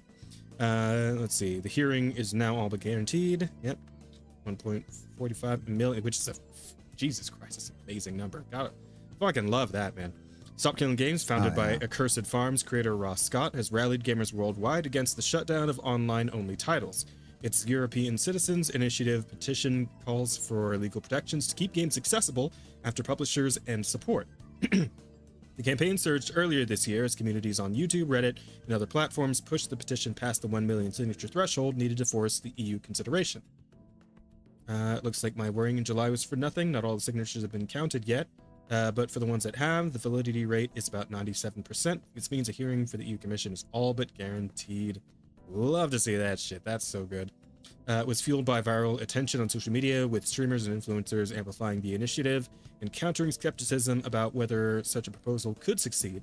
By the July 31st deadline, the campaign has exceeded its target by nearly 500,000 signatures, leaving room for verification losses. Good shit. Yep. Good They shit. do Love to it. see people doing it. Always Hell, want more. I would have Always signed it want more. if I was in the EU. Yeah, well, and that's why you ask about the 97%. It's like that's what the 3% was. There was people from international trying to sign that. Yeah, thing, trying to help out with exactly, it. right? I guarantee it. So bots, double signatures, double counting people. So yeah, you got to verify all that stuff. But that's great. That just shows you once Absolutely. again, it's like that just, especially with numbers like that, almost 1.5 million people signed that thing, right? And if 97% of them are accurate, that's a lot of folks. You know, and it once again should remind everybody that yes, we do indeed outnumber them, and united, there is nothing we cannot change in this culture. And this is a prime example of that. This is a beautiful win. We've had a lot of wins over the last few years. We really have. That's a goddamn lootly. Once complete, organizers will personally deliver the petition to Brussels, triggering the legislative phase. The campaign outlined its next steps, including outreach to members of parliament and commission officials, countering industry lobbying, and strengthening its community infrastructure. SKG also noted changes in its leadership, with some longtime contributors stepping back and new volunteers taking on key roles. Ross Scott addressed concerns directly on X, writing, "It looks like my..." Oh, well, that I just read. Yeah. Organizers say supporters can expect more frequent updates in the weeks ahead as the initiative prepares for the political battle to come. And you know what? They got my vote. I mean, they don't have my vote, but they got my support. Whatever I can, whatever support we can give, which is bringing it up right here on the podcast and telling you guys. If They you have your microphone. Exactly. I'm generally not for government getting involved in these kinds of things, but you know, sometimes. Yeah, I mean, well, there's at this point, there's got to be, like, it's probably going to be one of our best solutions to making sure that, like, they can't just shut down these games once, like, people aren't playing them anymore, right? There's got to be preservation of video games. We got to get it in law. We got to get it in writing in order to keep the game safe. If that's what we got to do, then that's what we got to do. Well, and at the end of the day, you have to use the system you're born into, right? Yep. Should we always fight for a better system? Should we always try to get something that's more decentralized with less control? Because at the end of the day, a lot of these systems, a lot of these major corporations would have never gotten, their britches would have never gotten as big if it wasn't for the fact that government was as big as what it is, right? At the end of the day, we know that. And so it's one of them situations where it just, you got to use the system you're living in. And if this is and you know what? Hey, guess what? EU, you wrote the rules. You allowed your people to do this. So guess what? Now your people have done this. Deal with the consequences. Use their own tools against them. Bury them with their own BS all day long and twice on Sunday. And that's exactly what gamers did. So by all means, have at it, boys and girls. Do it. Use their levers against them. Absolutely. Love to see it. It's a new kind of world now. We are getting there. But before we can get there, we still have a few problems we need to sort out. And as we know, there are there's some radicals. There's some hardcore radicals in the game industry, and they took the recent tragedy to come out and just go ahead and tell on themselves. Give me a second. Just I'm just telling gonna on go ahead and mute themselves. and let Jesse What? rant. Oh, no. I was going to let him introduce the whole situation first. I'm going to get some water, get me a little sip first before I get into this. Because trust me, this is fun. This is candy, Piter. He's been waiting for this one. This is the one he's been waiting for. But yeah, so kicking off, and there's a few different instances of this going around, but Apparently, the Sucker Punch senior dev celebrates Charlie Kirk's death. Ghost of Yote is dead to me now, and probably to a lot of other people, but yeah. The exact quote, as I'm sure a lot of you in the stream have seen by now, is, "I hope the shooter's name is Mario, so that Luigi knows his bro got his back." Classy. Classy as always. Yeah, he died doing what he loved, being a transphobic, racist bigot. Just all the buzzwords. Just as many as buzzwords as they can put on his coffin as they lower him into it. You know what the Luigi thing is in reference to? Yeah, the CEO of like the CEO of healthcare. Health insurance. I didn't know that at the time, CEO? so I just want to make sure. Yeah. Health insurance CEO that got shot by that one guy. Yeah, I do recall that. And yeah, one joke in poor taste for another situation, poor taste, I suppose. But from what I've heard, apparently this dev has been fired from the studio now. I believe that's been the case. Although some are speculating that perhaps that's just what Sucker Punch told the community, told the all of us, and that person may have just been shuffled around somewhere else secretly, quietly to, because Sucker Punch in general, Sucker Punch as a studio in general, this person announced it on their social media. Yeah, well, you never know these days. Again, like because the whole studio is kind of, sipping this Kool-Aid at this point. We could probably infer that like a lot of them are probably all about this sort of thing. And just one of them was dumb enough to say it out loud, and that's why they got the mass backlash they did. But that's not to say they're not still sticking together in the shadows where we can't see them, right? Because we know that's how these people do, right? As soon as the backlash starts, because they said some stupid shit out loud, well, they'll scuttle off into a corner, they'll hide in the shadows, and they'll wait for their moment to shuffle back out again. We know that's what's happening with fucking Take Us North, which they went radio silent, but we know they're just hiding. Oh yeah, they're waiting, they're biding their time. And I think it's the same. It may or may not. Again, this is tinfoil hat conspiracy shit. Like, I would love to believe the person was just fired and that was the end of the story, but I don't want to give them the benefit of the doubt anymore. Nobody does, right? So we'll have to wait and see, but I could believe that they just pulled some scum shit in the background and told us that they did what we wanted them to do, right? Well, and I mean, at the end of the day, all we can do is go by what the official word out in the public is, right? Because there's really nothing else we can do, because unless you've got a very reliable guy or gal that you can trust, who's like rumor mill and stuff like that, is very reliable. And what I mean very reliable, I mean somebody who has a track record that you can verify. Not this just happens to be my buddy who told me this because he says he knows somebody, you know what I mean? Kind of situation. And it's unless it's one of them situations, all you can do is take what you've got at face value. And at the end of the day, what this is this is consequences coming to people's actions. And at the end of the day, the biggest, I think, glaring issue is the fact that unlike other companies who have had this situation and handled it and put out a statement and everything else, everybody else has kind of like apologized and said like this doesn't align with our statements and everything else, because like the company put out a statement saying that the guy was fired. Right. Yeah. The company actually put out a statement. So if they're lying, Sony confirmed her departure in an email to Kotaku, but declined to comment further. Drew Harrison is no longer an employee of Sucker Punch Productions. And that's actually a dude. I'm pretty sure anyway. A spokesperson for Sony Interactive Entertainment wrote, right? So this is Sony. And of course, and this person confirmed it. They said if standing up against fascism will cost me my dream job I held for 10 years, I would do it again 100 times stronger. This own person admitted that they were fired. I will say, man, if only they were actually standing up to fascism. Damn. Right. If they actually understood what the definition of fascism really, really even was. Right. If any of these people understood what any of these words actually meant, it'd be a whole brand new bright world. But then, of course, they wouldn't be possessed by the spirit of the age, and they wouldn't be in the cult. But at the end of the day, it's one of them things where a lot of people are still not going to buy this game. Right, because of what the person said. That's just an automatic no for them. Doesn't matter if the person got fired or not. Even though the person did get fired, which I think is something that Grums pointed out on one of the posts I found from him, was it doesn't matter, because guess what? All Sony did was confirm the person was fired. Sony didn't come out and apologize. Sony didn't say this person got fired because this doesn't align with our corporate values and no one should be acting like this. They didn't do any of that, which is what even Microsoft did that. The company that was founded by Bill Gates, arguably one of the most evil monsters on the planet. Okay, allegedly. So like it's one of them situations where it's like, you know, even Microsoft came out and said something, and that I think is the real issue, is the fact that Sony didn't make a public corporate statement about this.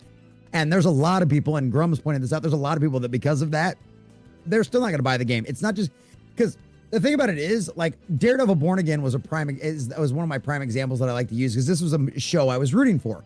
Why? Because Marvel did all of the right things. Marvel fired all of the activists that were going to try to make it essentially more like the She-Hulk show instead of more like the Netflix. What did they do? They fired everybody involved with it. Feige hired a brand new crew, and his only edict was make it like Netflix. They tried. The problem was they had 6 episodes that had already been shot prior to the strike that was all from the old garbage, and so they had to mangle that into something else. Yeah. But it didn't matter because of what Marvel had done. That is the first show in the history of Marvel to not chart a single time on Nielsen ratings. And that's even with the tricks they normally pull of like dropping several episodes at once and stuff like that. With Daredevil Born Again, they didn't do that. They only did 1 double episode the entire time. And because that show got released weekly individually, it never charted once, and it proved that Marvel burnout is real. And so despite the headlines, despite me putting out videos about how everybody was fired, there's a whole new crew came in, nobody watched it. And the show wasn't half bad. I'd give it maybe a 6 out of 10. There were some really good parts and there were some really good episodes, but overall the show still sucked because you could see all of those leftovers of stuff that was in there. You know, these characters talking down to Charlie Cox's Daredevil, which, you know, like, okay, if that would have been coming from like Karen Page or Foggy, that would have made sense. But we've got these brand new cast of characters that are obviously all just diversity hires, and you're supposed to be able to talk to this guy like this, and the fan and the audience are supposed to be okay with it. We're like, no, who the fuck are you?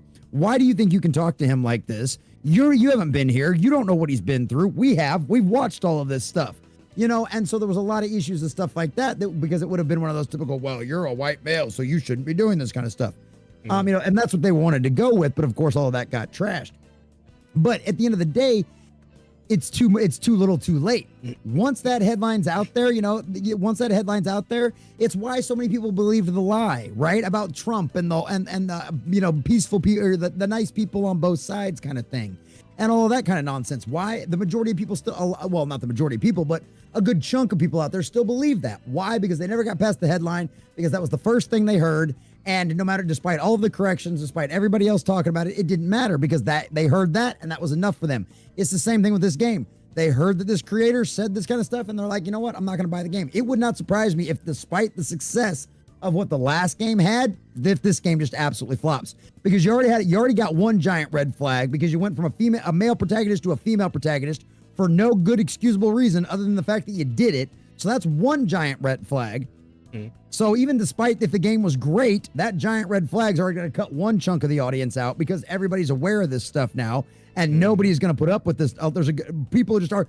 Because the red flags always turn out to end up being right most of the time these days. You know, Star Wars Outlaws was a prime example of that. We didn't know it was going to be a buggy and broken mess on day one, but we saw what all the developers were saying about, you know, Agenda and Whammon and all this other kind of stuff. And guess what happened? The game was a broken and buggy mess when it came out.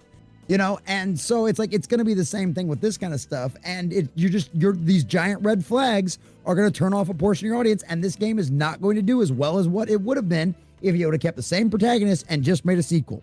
Now you've got that, plus now this, plus now Sony not actually making a legitimate public statement, just commenting to Kotaku and confirming it to Kotaku, you know, that this person's fired. Sorry, all your goodwill for anybody that's paying attention is gone. So you've probably lost at this point a good 40 to maybe even arguably 50% of the audience that would have bought your game is now not going to. Good job. Yep.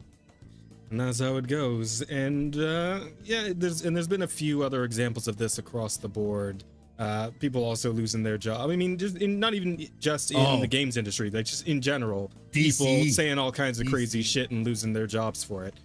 There was that fucking Office Max bit with the like people trying to get like a sign made for a vigil. Yeah, like that whole thing. Like, yeah, people are on extremely high alert for this right now, which is part of why Bethesda kind of ended up catching a bullet for this too, right? Because just real quick, I want to get into this bit. Yeah, go ahead. because Nuraroni went ahead and posted about this. This is a tweet that was actually deleted by Bethesda, but they did put this out, I think, this was September 20, wait, no, 15th of September, fucking hell. So this was yesterday, actually. But they put out this tweet, and the dialogue in it, well, I mean, it sounds a little bit like some of these people who've been, you know, shitting on Charlie Kirk's grave. We'll let you guys listen in and see what you guys all think in the audience here. Huh. Nice place. You don't care much about these fascists, do you? Now, I would say that clip could be said to be innocuous enough, but the timing is fucking horrific. Like, it is the worst possible fucking timing that somebody could have done for this. And like I said, it's real hard to give some of these studios benefit of the doubt anymore.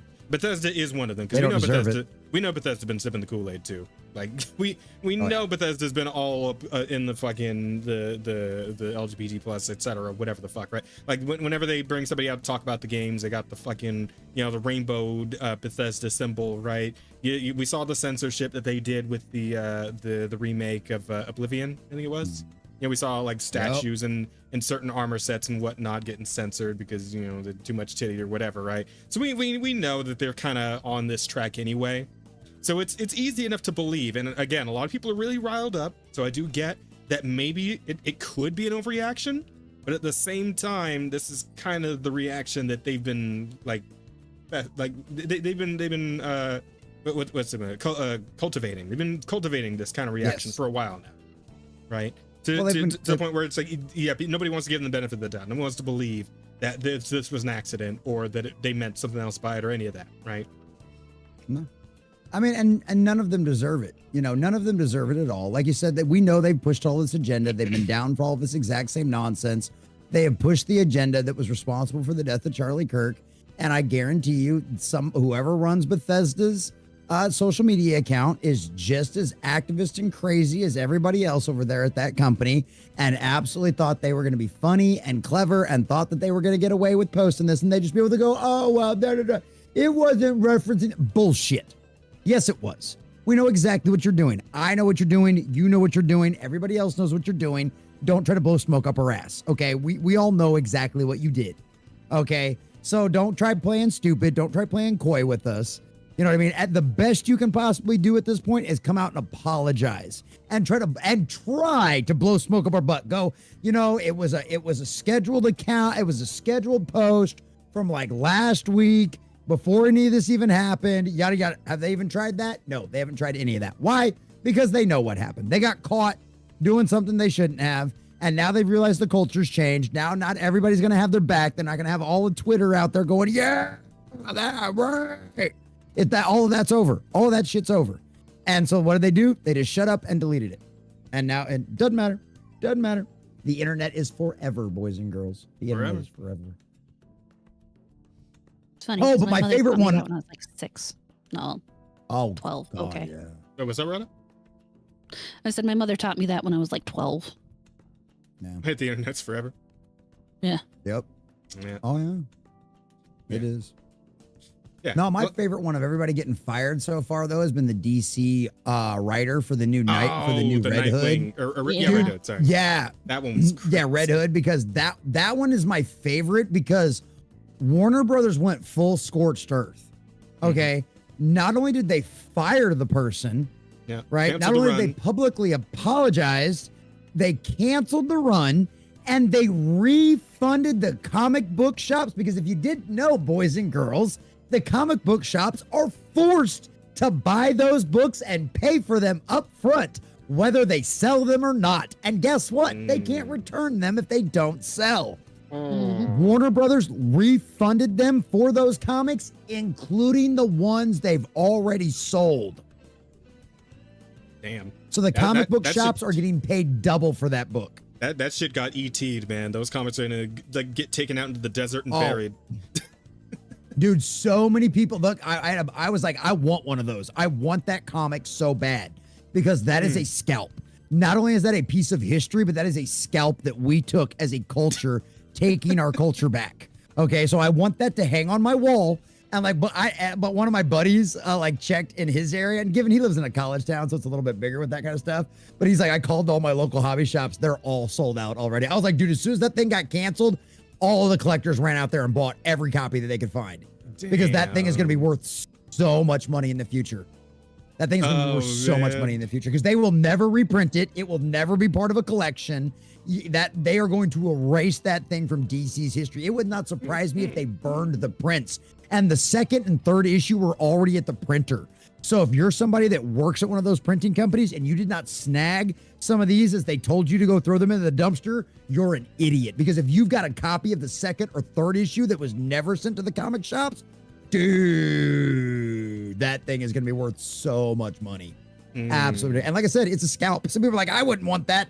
I want that. That's a scalp to hang on our wall because guess what? We did that by pushing back and making our voices heard and saying we're not putting up with this nonsense anymore. And Zaslav, Hollywood hates David Zaslav because David Zaslav's a conservative. And he ain't playing. He's fired a lot of the wokies over there. So, yeah. It's like, yeah, me and Rhoda were talking about this a little bit, and it's like, personally, like, I would love to, like, at least with the Bethesda thing, because, again, it's innocuous enough that you could assume just incompetence rather than malice, but it is benefit of the doubt is real hard with these people at this point. It really is. It's gone. Nobody in any of these corporate structures deserve it. None of them. It's funny to me because a lot of people are like, well, I'm not going to buy Bethesda games anymore. I'm like, I was already not buying, but did you not realize they suck? This was your straw. The games are bad. Why are you had to wait until someone did something immoral to stop? What the fuck is wrong with you? Well, and there's a lot of virtue signaling out there on our side just as much as there is on the other side to a certain degree. You know what I mean? There's a lot of people out there saying, I'm never going to buy a Bethesda game again. Okay, show me your Steam list. Show me your archive. I want to know when the last time you actually bought a Bethesda game was. Because I've seen the sales of Bethesda games because I'm a numbers guy. I like the numbers because you can argue with me all day long whether you like something or not. And you can tell me how important it was to you and how much you valued with it. But it doesn't matter. If it flopped, and you can't deny that. And so, yeah, I guarantee you a lot of those people out there virtue signaling say, I'm never going to buy it. But you haven't bought a Bethesda game in 10 years. So yeah. Unless you bought Starfield, right. You're not out here. You're telling me that you're not buying any more Bethesda games. Right. And even then, that one underperformed expectations, as Bethesda put it. Yeah. Well, of course it did. Az's rants. I still have Az's rant in my Rumble Studios to play that clip every once in a while. It is funny. YouTube adjusted their rules for that one. It is funny, man. How that. I mean, it seemed extreme at the time, right? Even I thought it's like, man, wow, he's really crashing the fuck out. I mean, is it really that serious? It really was kind of that serious. And this is me like being the guy from California, right? And it's like one of the part that everyone remembers from that rant is like modern day California shit. So I'm like, well, yeah, I guess I can't say anything to this, man. Like, it's like I live here because I was born here, man. But I didn't sign up for any of this shit, right? Like, obviously, I'm a bit of a California outlier. You may have come to notice by now, TheCommonNerd. I'm a little different than usual Californian, so. My co-host on Sunday nights and Thursday nights, she lives in California too. Sunker Maiden, she's a California girl. And yeah, same thing with her. She's born and raised. She lives in one of the more common sense areas that are some of the remnant of common sense that is actually still left in California. But I mean, the thing about it is I know some people are, oh my God, I can't believe he went off like that. What a lot of people don't understand, especially the people that have only woken up in the last couple of years, is you don't realize, like, unless your IP is something that's been damaged for like 20 or 30 years that they've been abusing for a long time, you don't realize the damage that has been done to those of us that have been paying attention to this for a long time, right? Like, if they only, like, you know, like if you're a D&D fan and you've seen what happened to D&D in the last few years, or even in the last, even if you had issues with 5e, you know, you weren't there when they turned one of the most religious characters, like the most hardcore Catholic character in Marvel Comics, Nightcrawler out there, the guy that literally gives a Bible to Wolverine and says, I've highlighted some passages I think it'll really help you, right? They turned him into like some demonic spawn of like 2 women or some shit. Yeah, I remember that. Right? Like and it's like Mystique. Yeah. His mom. Yeah, Mystique and some lesbian chick, right? Mystique turns into a woman, and then it's really fucked up. And then they did some fucked up shit to Morph and stuff like that. And this is all in like the early 2000s. Okay, so this isn't something that's happened in like the last 10 to 15 years. This is something that happened 20 years ago. You know, so it's like, and then you think about like Star Wars, guys that have been around since like The Last Jedi. And I'm one of those people who, like, some people were like, oh man, you know, I really like The Force Awakens. And, you know, I had hope for things. And, you know, but man, once The Last Jedi really did me in, I'm like, motherfucker, I walked out of The Force Awakens going, this was nothing more than a rehash of A New Hope. Let's see if they can do. I didn't like The Force Awakens, you know, and everybody else was like, oh, I thought it was pretty. I'm like, no, dude, no, it was literally a rehash of The New Hope. How could you not see that as soon as you walked into the theater? That's why, like, as represented, all of us, when all of us that have been paying attention for a long time, we're like, yeah. So no, trust me, as his overreaction was not an overreaction at all. Jesse, are you familiar with a guy who used to go by Lyle McDouchebag? He goes by Lyle Rath these days. Oh man, because he made this fucking he used to make these like animated videos that were like reviews of kind of shitty movies, and he did one for Force Awakens, and like I think of the intro to that video like so often because it's such a perfect description of what the Force Awakens. I gotta show you this. Force. Absolutely. Well, and I think what it is I think that should have been our first sign that these idiots had no original ideas in their head whatsoever, right? Because that's what it is. For all of the issues with The Last Jedi that you can say, like, at least they did something different and kind of original in that story.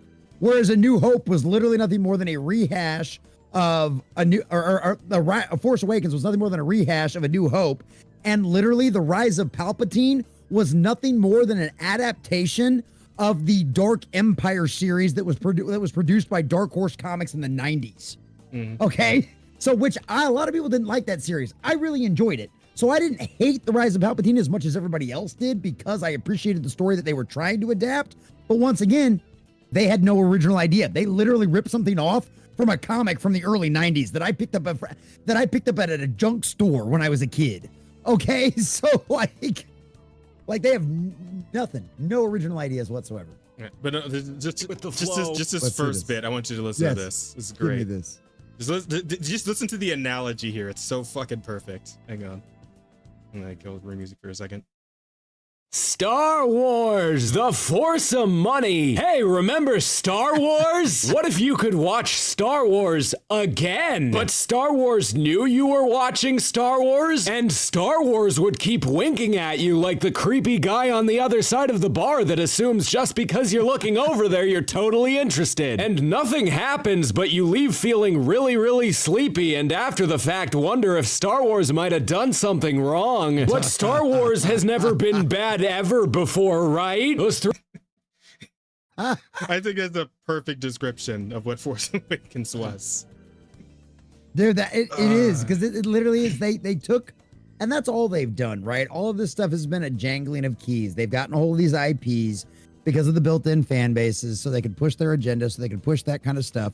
They never cared about these IPs, right? This is why people, like, I've seen, like, there's some channels I've stopped watching because and one of them I kind of gave a little bit of a benefit of the doubt just because the end of their video kind of had where they understood where certain people were coming from on that, where other people are just like, no, like the whole idea of tourists, that's something I've only heard of in the last few years, yada yada. Well, then you're a fucking tourist. If that's the first time you've ever heard of tourist inside of a fandom before, then you're a fucking tourist. And you've never actually hung out with other nerds before, because that stuff happens, right? And that's the thing, is all of these people, they weren't even tourists. These people were nothing more. There's a word that I can't come up with right now, but these people were nothing. They were insurgents. These people were insurgents, right? They literally came in with the intent to destroy and push their agenda. They never were a fan, right? They never cared about Superman. They never cared about Batman. They never cared about the X-Men. They never cared about Captain America, right? They never cared about Dungeons and Dragons. They never cared about Warhammer 40K. What they cared about was getting in there so they could use it as a vehicle to push their agenda because they knew it was a built-in audience, because they knew on their own they couldn't sell their stuff, right? Why? Because Snowflake and Safe Pace couldn't sell one comic. No, Jesse, listen, Okay. all right? Star Wars was too patriarchal, okay? We had to do something about it, all right? The Force is female, Jesse, and we need people to know is Force. And here's the thing about it is, you could have sold that. You could have made a good story out of that, right? We were all rooting for Finn to be a fucking Jedi from that first trailer, okay? Anybody out there that says otherwise needs to be slapped in the face, and they're lying, okay? Everybody thought Finn was a Jedi. Everybody was rooting for Finn to be a Jedi, okay? Nobody gave a crap that he was black. It was the tourists that didn't know why there was a black stormtrooper, right? Yeah, China knew. China knew.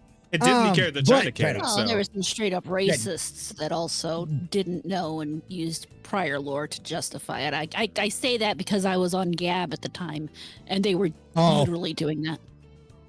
Yeah, it's literally, it's just tourists, people that don't actually know the lore, and have only ever seen the movies, right? And that's always the problem with it. But these people weren't even people that cared about that. They didn't even, and you hear that all the time. You hear people that work for these franchises. Oh, I've never watched any of that. Oh, I never played Halo. Oh my, the video that literally got me the name Angry Jesse. Halo, the game that is Halo. Remember where I talked about none of these consoles have caught me to buy a game, right?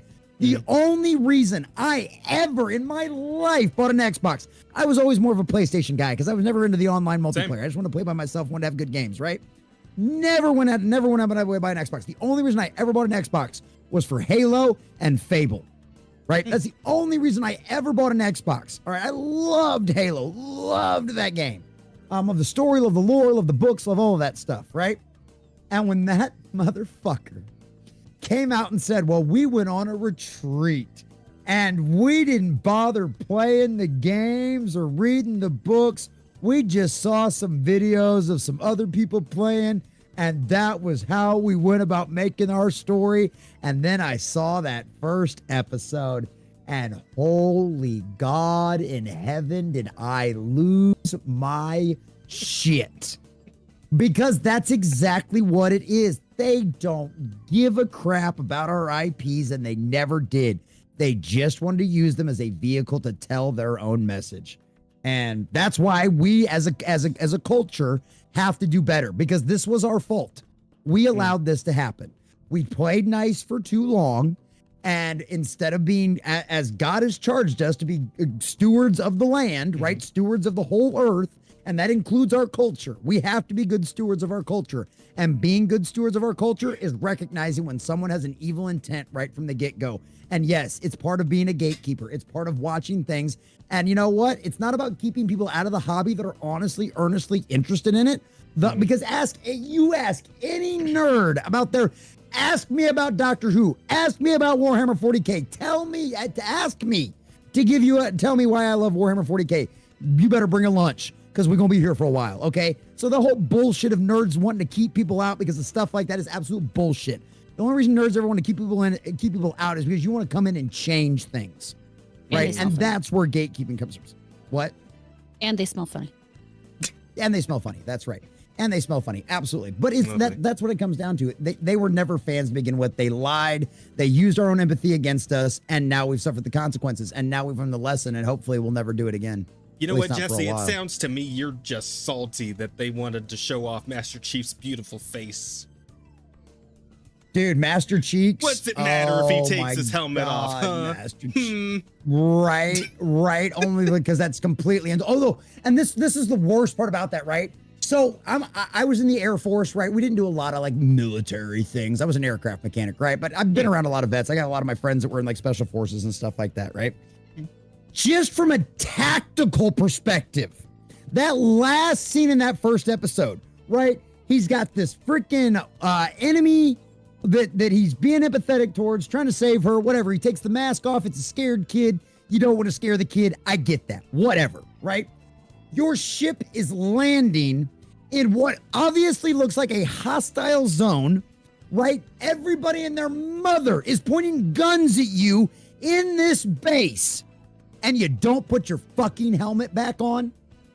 You literally walk right out there. Any asshole with a halfway decent shot could put a hole right through your head and take you out, and you don't even put your fucking helmet back on?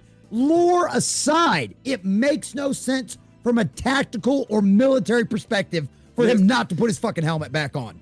Listen, Jesse, the actor was very concerned with people seeing his face so they would know it was him, all right? That ugly motherfucker, trust me, that series would have done better if he would have kept his face on. Because that motherfucker looked like he got the shit beat out of him a whole lot as a kid, like punched in the face over and over and over again. Okay? Like, holy cow. Hit with a sack of nickels and not in a sexy way. No, not on the butt. Definitely in the face. At any rate, I suppose that is that. Though, and of course, I believe that this tragedy never should have happened. I wish it didn't. But I suppose small mercies that so many people decided to tell on themselves, and and are receiving the retribution they so richly deserve. But it's not all good news on that front. There are some others using this whole thing to bring back a long dead argument that should have stayed dead. Rada, how do you feel about the government? The government. Rada, how do you feel about the government? Tell us how you feel about it. Fuck the government all the way up into infinity and back again. Well, you know what the government says? The government says, fuck you and your video games. This shit is happening again. We're doing it. It's back. Fox News has some words to say on the matter. Let's go. A strong link to video games, online video games. And I think something of the generation, these individuals are around 22 years old. This is something that is very common for them, gaming. And we see in the FBI and in many investigations, a lot of these people get involved in this fantasy world, and they're in these video games, playing these games, and then it turns into a reality. And that, that's called mental deciphering between the illness. fantasy world and the reality, that is something that they will definitely be looking into from a behavioral analysis perspective. A strong link to video games. So I have two questions at this point, right? Just two that I want to ask. I'm just going to ask them both, and I'm going to let you guys go ahead and talk about this one, because, what else is there to really say? I don't know what else to say, so I'm going to let you guys say something. But two questions first. One, how many times are we going to have to do this? How many times has it been that we've done this? How many more times are we going to have to do this? And two... Till the end of time. And two... Sorry, second, you can answer both questions after I ask both questions. Two... Okay. Let him ax him. Let him ax him first. No. Hold on. Yeah. Second question... I'm white. I can't do that. Why are we never, saying this about movies? It's essentially the same shit. They have said it about movies. Well... They said it about movies. Well, they said it maybe about once, but they say it in video games. Radios. Okay, Oh, sorry, no. go ahead. Rada, please. No, continue. this is something that happens every time a new technology or something is invented. There are still people who think that we shouldn't be reading. There are still people who think that we shouldn't be listening to radio and to music. There are still people who think we shouldn't be watching TV and movies. There are always going to be people who think that video games are too violent because they don't understand, because they are one of the people that if they got into this, they would not be able to understand the difference. So they don't think anybody else can understand the difference. They are that fucking stupid. I will say one thing about the reading bit. When it comes to women's literature, I mean, maybe we should be reading. That's an entirely... Oh, God. That's a different topic for a different conversation. Sorry, I had to. I mean, honestly, women are so fucked up. Listen. I don't even know where to start on that one. Repeal the 19th. The greased up You know what? Minotaur You has know what? something to say about this, all right? I agree with repealing the 19th. You want to know something? Before the 19th Amendment came the 13th Amendment and the 17th Amendment. Men did that on their fucking own. The greased up Minotaur objects, okay, to your slander. Everything got worse. You know what? The 13th Amendment had nothing to do with women, and that was the worst of them all. Well, what's the funny part about this is once again, this goes back to what when Rahm Emanuel said the quiet part out loud, right? Never let a good crisis go to waste. The people putting this information out there are no different than the gun grabbers. They're no different than the leftists that are out there calling for guns to be taken away from people, right? It's the exact same thing, because what at the end of the day is, it's not that they're stupid. It's not that they think that if they played video games, they wouldn't be able to tell the difference. What it is it's about power and control. They want to control and take away what you can do. They want to censor everything. They want to be able to control everything. They want to be able to control the message. Doesn't matter whose message it is, as long as they have the power and they have the control. And that's what it always ends up coming down to. And that's why even if we agree with the sentiment of certain things may influence people, which they don't, right? Because if that were the case, every person who was raised in a family of alcoholics would be an alcoholic. And guess what? That's not the way it works. A lot of people raised in families of alcoholics never touched the booze because they saw what it did, right? And so it's one of those things is you, at the end of the day, it always comes down to the person, right? They don't, and once again, they also don't want to address the biggest issue that we have in the United States, and it's that we have a mental health crisis, right? Our food, especially all the processed shit, is nothing more than poison, right? Instead of giving people actual mental health help, talking through things and having counseling, they want to fill them full of drugs and send them down their way, right? And so that requires work. Right? That requires work. You have to go out there and you have to talk to people and you have to interact with them. And you have to make cultural changes and all this other kind of stuff. Well, why can't we just blame video games, right? Because it's going to do us two things. It's an easy way out. We can just blame it on that. It doesn't require a lot of work. We can just set up a new government agency. It'll give us more power. It's all of these other things. And that's what it comes down to. This is nothing more than an excuse for the government to grab more power. That's all any of this stuff ever is when people start talking about this. And guess what? Oh, wow. It's the evil conservatives out there trying to go after your video games and violence in video games. Yeah. You know who the bitch is responsible for your parental warning advisory stickers on all your albums? That would be Tipper Gore, the wife of Al Gore. The hockey stick guy, the man who invented the internet. Okay. So at the end of the day, this is always about power and control. It's not about religious zealots. It's not about fucking gun grabbers. It's about people who want power and control and to control the population, control what you consume, control what you think. And that's what it always is. They just want more power and they're just trying to use an excuse. They're no better than anybody else that's tried this in the past. And they're no better than the fucking gun grabbers. Shit. I mean, feels like that's the long and short of it, eh? Yeah, I just hope we get to a point where we can finally get past this particular conversation, because again, it's been so many times and it's been disproven just as many times, more times even at this point. They tried it in Columbine. They tried it with Columbine. All these fucking, like, we've had so many different experiments done on this. There's really all the research. Nothing points to video games being the cause of people freaking the fuck out and shooting people, right? It's because again, like, considering how many people in this nation play video games, we would have a much worse Grand problem. Theft Auto. If it were that easy, we would have a much worse problem on our hands, right? Than we currently well, and here's the other thing about it. If it was that easy to influence people with video games, the government would be doing it. Mm-hmm. As a matter of fact, they're having problems doing it. So. Well, yeah, and that's the thing with, like, I mean, they've been trying to do mind control since before the Cold War with MK Ultra and everything else. If the government actually knew that video games could influence people and turn them into mass shooters and stuff like that, the government would be indoctrinating people with video games all day long and twice on Sunday, because the military already uses video game simulators for certain programs and certain training anyway. Mm-hmm. So trust me, yeah, have all of their special forces would be playing Call of Duty and Grand Theft Auto and Helldivers 24/7 if that really was the case. Yeah, and I feel like these people aren't dumb enough. Well, I mean, maybe they are, but I feel like when you're in this position, right, and you've been in it for so long, like, you're doing the political thing, like, you had to have figured out some things, right? Like, you had to have a certain amount of, like, just common sense, just general common sense. You have to realize that, like, the things these people consume, whether it be books, movies, video games, TV, whatever the fuck, right? Like, it's not going to be able to have that much of an effect on them unless they're already, mentally unstable in some way, right? And they have to know this. So it really is just some kind of ploy to, like you said, it's the power play. It is a ploy It's pretty transparent at this point because again, it's been debunked over and over again, and it's the same fucking well, it's the same drum they boomer go to beat argument every time, right? Yeah, it's the same boomer argument we heard in the 90s. You know, and it's one of those things that it's the same mentality that we faced back then.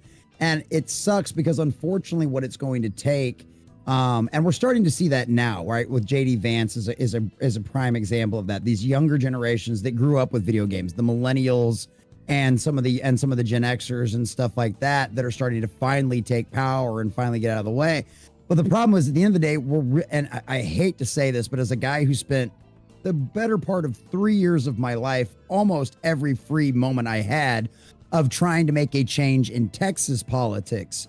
There's a certain group of those people whose minds you're never going to change and that are going to believe this stuff.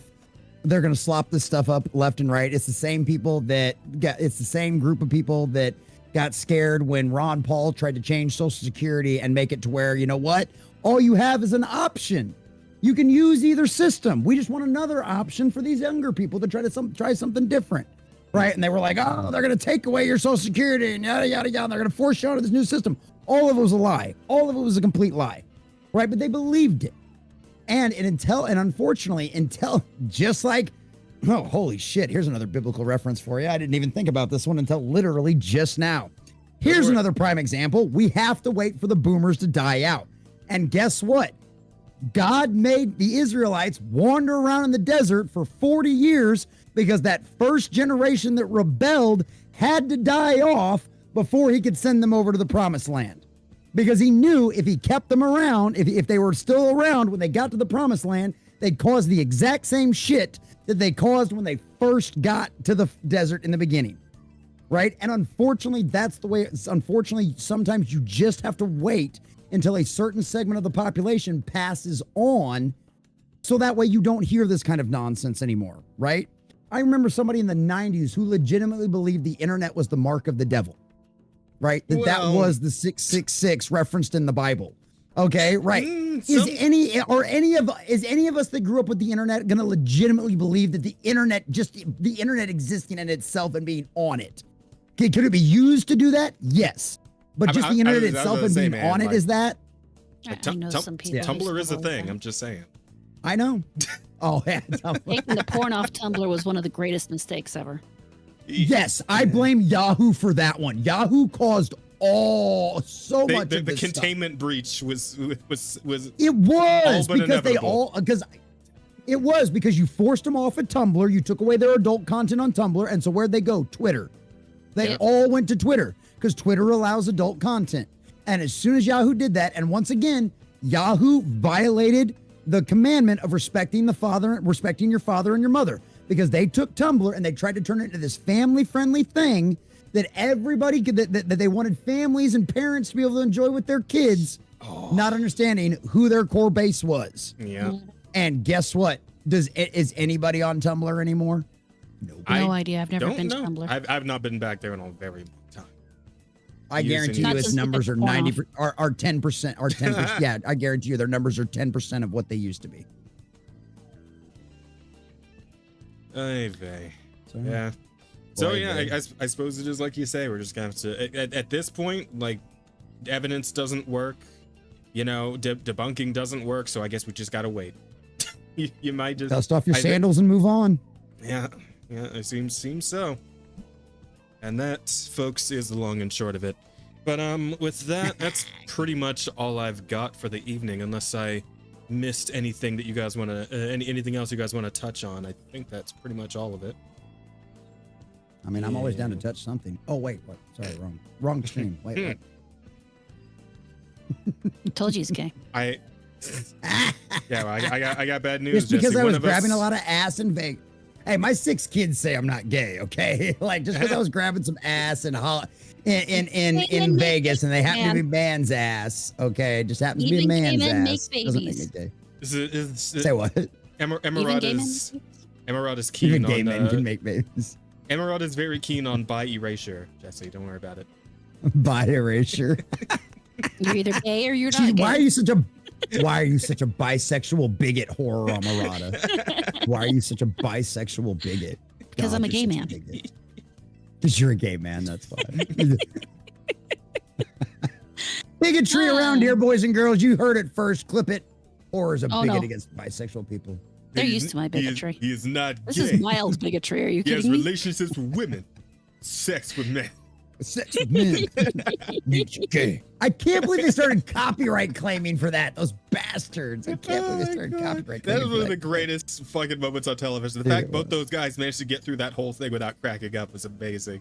Incredible I actors. guarantee you there was a bunch of outtakes where they were laughing their ass off. I guarantee it, dude.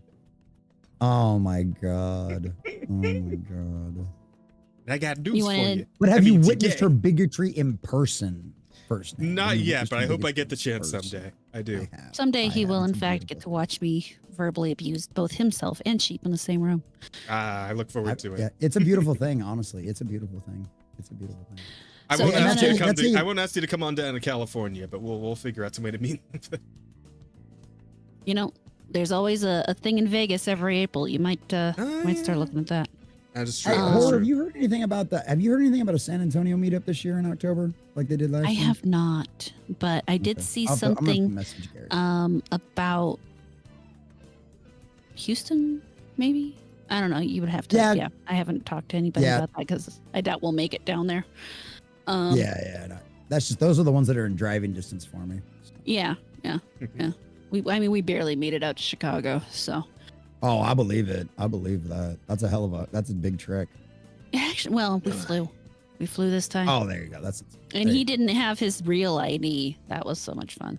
Oh, Actually, it wasn't as much of an God. issue as you would think it should be with all Yeah. the big deal they've made out of it now. But yeah. Oh, that was dumb. don't even get me started on the TSA, man. That's a whole nother thing. Oh. Y'all remember y'all remember being able to hug your loved ones right before they got on their plane? Yeah. I do. I remember being able to walk them all the way up to the damn gate Yep. Well, and Yep. meet them right at the damn gate. Yep. Remember all the movies? You go back Bad and watch actors them are fucking up for 90s. everybody. Oh, dude, that's gonna. I'll tell you right now, that's gonna date some kids. Watching Oh, yeah. those 90s like romance movies and stuff where they're doing that at the Yeah. airport and meeting them there and everything. Oh, dude, like what? You can't do the same thing with like televisions. That's how you'll always be able to date stuff is the type of television they've got in the room. Also payphones. Hey, I've still got a payphone. oh, Over our one of our gas station groceries store or one of our grocery store gas stations, they've got a payphone at it. man, I Only one I've remember seen. last week. You remember last week, Rado, when our youngest co-host, who is only on every other week, we had to tell this motherfucker about rotary phones, man. Like, Oh God. that was What's a whole that? thing. Oh. And then he literally just top it off. Mm-hmm. I miss So you want to tell people about our possible titles for the day? Yes, we're winding down, everybody. So we're getting into the end here. So let's see. I Good, managed to good. take down 4 titles, which is exactly what we need. So we'll see how people feel about them. We got Emu World Order. That was from early on. That was a pretty good one. we got Special Snow Tacos from the secret menu, and we discussed that here. Yeah, that's not gonna get you in trouble on the internet at all. Well, it's just taco. Let you have in December. You know, Taco. put some snow in it. You let it melt in your mouth. It's From okay. Colombian. From Colombia. Special Colombian snow. Colombian yes. Mexican snow taco. It snows Hey, they in got Colombia. mountains in Colombia. Yeah, They got mountains in Colombia. Bet your ass. Exactly. This one I thought up when we were talking about the Demon Slayer showings. I call it piss breathing tard form, and that's one you're gonna pick up if you watch Demon Slayer. It's a reference to the power system in the anime. It's breathing, that by the show's way. so good. It's breathing real good. Is the power system in Demon Slayer? Yeah, it's great. Hey man, if you've ever seen them monks that can like use breathing techniques to lower and raise their body temperature Listen, and like melt ice cubes on their forehead and stuff, like dude, hey, that's believable. Okay. Dude, breathing is a form Batman, of pain control. Batman will not shut the fuck up about the Tibetan monks. All right, like I get it. And then the last one is the greased up Minotaur objects, specifically to the Amarada slander. You're going to be going to court for that, by the way. We've I'm received, fine with that. I'll we win. received a summons. The Minotaur is taking you to court. You just got to get all the grease off first to get the suit on. You know, we'll be. Oh, okay. All right. So, Yes. oh, that's what he means. All right. For our questions for the evening, Yeah. of course, we have NDA Yep. Of course. in a Nigerian accent, which I'm not good at doing. Common Nerd, why aren't you limited edition, rare, or at least uncommon?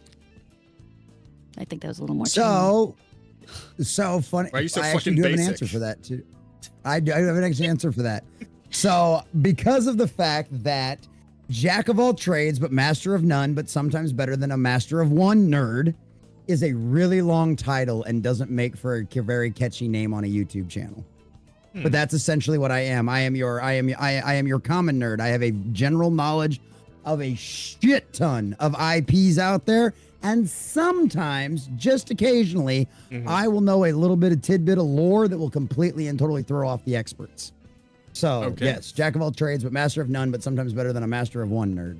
I am your humble common nerd. Fair enough. That was more expansive than I thought it was going to be for an answer for that. All right. Good stuff. I already knew the answer, so. Yeah. Oh, you've heard the spiel before. Or has heard that before. I have Or heard has that before. All right, so a silent villain. Jazz, what's it like being a mana back? That's a slur for mages. Wait. When have I ever been a mage? I don't know. If you're referring to the D&D campaign, like my character's a fighter / bard.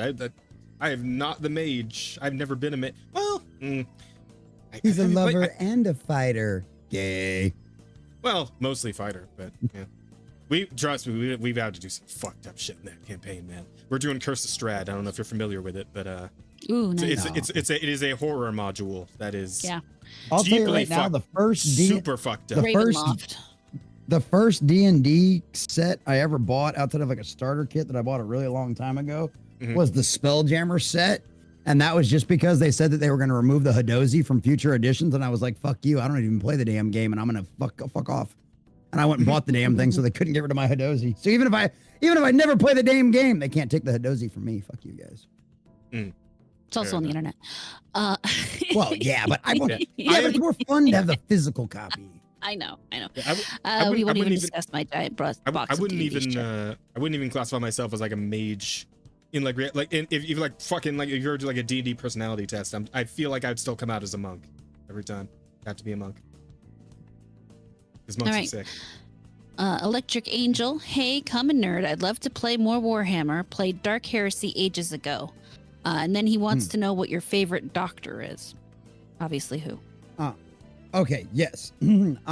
So let's see. So I mean, Dark Heresy is great. If you like big slashy, stompy things, you like Space Marine 2. They're adding a lot of new things on that. They're already working on the third one, but they're giving a lot. The cool part about Space Marine 2 is outside of the cosmetics, all the updates are free. So all the new campaigns. It's also a great game to play with friends. If you want something that'll really dig you deep into the lore, Rogue Trader is arguably one of the best games. It's really close to how the tabletop operates. It's very lore heavy. If you like that kind of stuff, you'll enjoy it, but it is very much that kind of turnstile, like move your characters around the board. So it's not for everybody. So for stuff like that, yeah, absolutely recommend it. And I talked about it earlier, the Caiaphas Cain books, definitely get into that. The question might go ahead. Did you get to try the new like Horde mode update on Space Marine 2? I have not. I haven't been able to get back into it yet. Because I've got like this group of buddies of mine on Rumble that like I played it on launch day, right? I played Space Marine 2 on launch day. This was a game that I've been excited for like 4 years. Yeah. And I'd never even played a Warhammer game because the trailer was just so awesome. Yeah. I went and played the original before the new one came out. Loved that. Played that all the way through. And then loved the new one. And had a group of friends. Like I carried Quarter Black Garrett through like his first half of his thing, and then I carried like Pudge and a Fuse through their first like half of their story and stuff like that. And so it's one of those games. It's a lot more fun to play with a bunch of friends, and that's what I've just been trying to do is get a group of friends together to play it. I'm because down. that's when it's a lot more fun. I'm down. Yeah, I do. Well, I need more time. But the reason I ask is I want to warn you, bro. That horde mode, they overtuned that shit. Oh yeah. Because here's the thing, right? It's the most recent thing in the game, so they kind of tuned it for people who had really been in there, like playing regularly and have like fully built classes to take in there. They will beat your fucking ass in that mode, dude. It's rough. Yeah. It's real rough. It's no lube rough. I'd probably get my ass handed to me, dude. That would be a lot of fun then, because I haven't been grinding in that game at all, so I'm still very basic bitch when it comes to a lot of my stuff. But I just love all the customizable stuff. I love to be able to play my I love to be able to play my Dark Angels and all that kind of stuff. But my favorite Doctor, okay, I have to premise this a little bit with saying I only became a Doctor Who fan in 2012, which was really wild to me because I was on a panel reviewing some of the new Who stuff, and I was literally like one of the oldest Who fans on the entire show. And normally I'm surrounded by old Who heads that have been around since like the black and white era. You know what I mean? Which is always makes me feel really weird. So we are currently going back through classic Who. So this might change later on because I haven't spent as much time watching classic Who. I've seen most of the episodes, but I haven't sat down and watched them all in order, like what we're doing on Sunday nights now at 7 p.m. Central Standard Time. Stop by his channel. Links are in the right. Yep. Stop by the channel. Thank you very much. And shout out to First Name Last Name for being my latest subscriber for this for my channel. I saw that pop up earlier. Thank you. But so I would argue Capaldi is my favorite Doctor. I think he's arguably the best Doctor. The problem is he's the best Doctor with some of the worst stories. Because Capaldi on his own, when he's just doing his thing and being the Doctor, and they give him one of his speeches, or they give him an episode where it's just him all by himself for 90% of the episode, it is arguably some of the best Doctor Who and some of the best Doctor performances you've ever seen. Tennant's fine. Tennant's great. I think Eccleston is extremely underrated. Before Capaldi, Eccleston is extremely underrated. I love Eccleston. And dude, the actor, like, sack Russell T Davies, sack and then I'll come back. Can you make that happen? And after what Russell T Davies did, after I was giving him hope, after I was having optimism about him, fuck that guy. And not in the way he likes. We know why Shooty got was knees were hurting for him and why he wanted to leave the show. Okay, I'm just going to leave it at that. Allegedly. So I would argue that Capaldi is my favorite Doctor. And like I said, that might change with classic Who. Hartnell really got me in that first episode with that little smirk of his. I was just like, I was totally fangirling out. So probably Capaldi as of right now. But like I said, that might change as we go through classic Who. But yeah, Capaldi. Yeah. Okay. Who, by the way, was supposed to stick around a lot longer and got completely and totally cheated by the executives of the BBC that wanted to go all woke and feminazi with the fucking Dr. Karen. Shockers. And then again from Electric Angel, TheCommonNerd, have you seen the Pontus Warhammer channels? I have not. I don't know anything about the Pontus Warhammer channels. I would be very curious to know more about. Yeah, I'd be very curious to know more about them, though. Absolutely, yeah. If you can let me know, I'd definitely like to check them out as far as what they do and stuff like that. Yeah, absolutely. Sure. And that wraps up the questions then. Oh, all right. So where's the vote at? I feel like we give him enough time.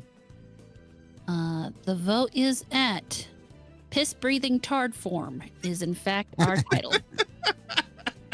That's my favorite. I think it's a good one. I have no idea what it's referencing, so I have no opinion. No worries. I mean, try Demon Slayer sometime. I mean, you like anime to some extent, right, Rhonda? Like Demon Slayer. I'm pretty sure my husband has the manga Blu-rays or something. Oh yeah.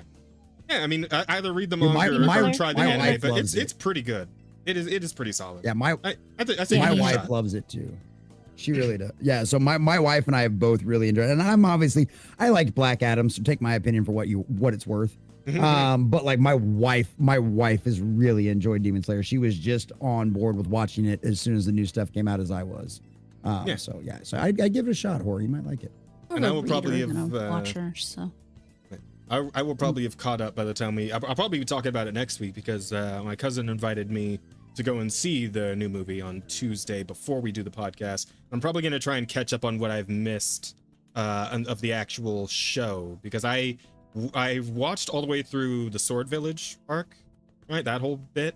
And then I kind of fell off and didn't catch the season after that as much. So I need to catch up on that and then be ready for the movie. And then I'll probably talk about that next week a bit. But yeah, I'm looking forward to checking it out. I think it's gonna be great. And I'm hoping nobody pisses on me when I go to see it.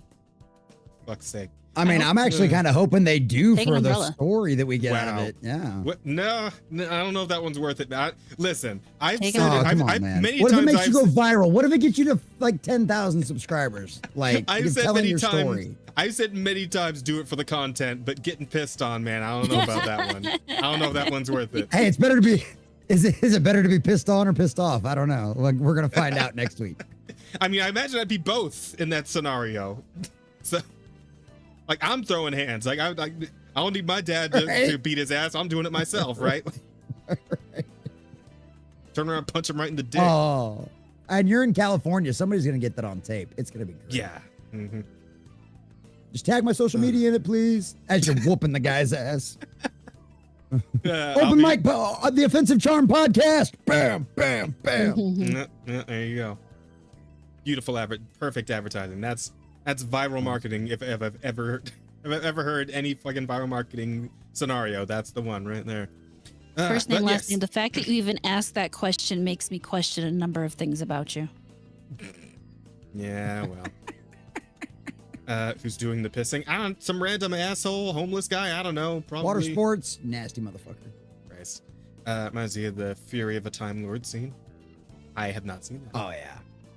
Oh, we're gonna, hey, dude, you got to join us on Sunday nights, 7 p.m. You're gonna love Sunker, and you're gonna love some of the special guests we're gonna have on for Classic Who too. You got to join us. We're gonna get to that. And the best part is we've got one of my guys, Spartacus, spent the last few months going through and finding even the lost episodes. Like there's like a big chunk of Classic Who that's missing, but some of it we still have the audio for, and so some fans have put together like you've got the audio and it's just like still pictures and stuff, but at least you get like the whole complete story. So we've got like the closest you can possibly get to having the entire complete run of Classic Who that's in existence out there that you can get. So yeah, I can't Sounds wait good. for the Fury of the Time Lord. Very nice. So is there anything else you want to tell the people about before we go? Anything Oh you got yeah, coming sure. up? So I do a live stream. I do a daily live stream weekdays. I normally take Tuesdays off just because I need at least one day as a Sabbath because I do this 65 hours a week, 7 days a week.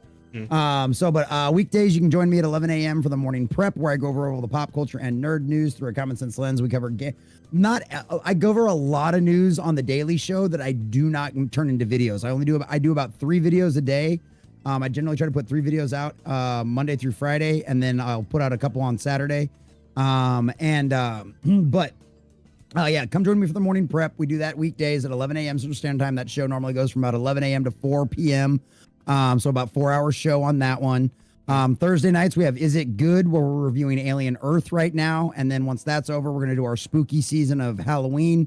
And then after that, we're going to do Firefly, which that's going to take about 14 weeks. So we'll be on Firefly for quite a while. Excuse me.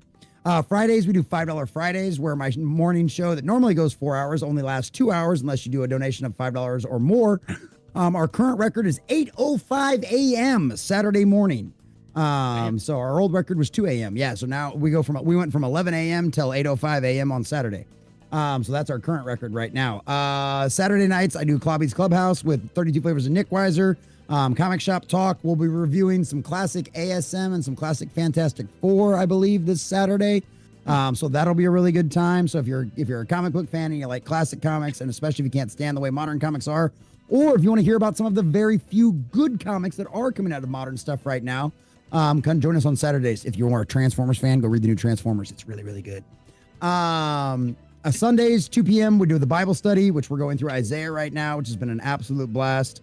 Definitely one of the ones that I do not feel worthy of reading on. It's not really like your traditional Bible study. I'm not preaching at you. Mostly I just read through the book. And then occasionally I'll go off on tangents. And then like the last end of the show, we go over everybody's comments, questions, concerns, and all that kind of stuff down there in the chat. So that one's a really good time. So even if you're not religious, if you're just kind of curious, you're not going to get preached at. You know, I related a lot to the culture, like what happens in the Old Testament. You see a lot of similarities and a lot of parallels to what's going on in our culture right now. So it gives you a lot of context to where, hey, guess what? There really is nothing new under the sun. And then, of course, like we were talking about, Sunday nights at 7 p.m. Central Standard Time, Sunker Maiden and sometimes Mr. Grant Gregory and Griffin and Spartacus and Handy News will be joining us this Sunday to finish off the first series, because Classic Who is divided up into seasons and series. Series are the self-contained stories throughout the season. So we did the first 2 episodes of the first series last week. We'll do the last 2 episodes this week. So come hang out with that. A lot of good Classic Who. If you don't know anything about Doctor Who, if you've never seen it before, but you've been curious, and you don't have to deal with any of the modern stuff, come join us for that one. We're starting out right at the beginning, and I think you're going to have a really good time, and you're going to love it. It's in black and white. It's 1960s on a shoestring budget. The storytelling and the language is absolutely incredible. It's really, really, really good storytelling. Like, there's literally a caveman scene that it's just a group of cavemen talking about what's going on and essentially the actual, like, politics and what the word actually means of how they're organizing their tribe and stuff like that. And them grunting and going, ooh, and trying to talk like cavemen is better than 90% of the dialogue you've seen in the last 10 years.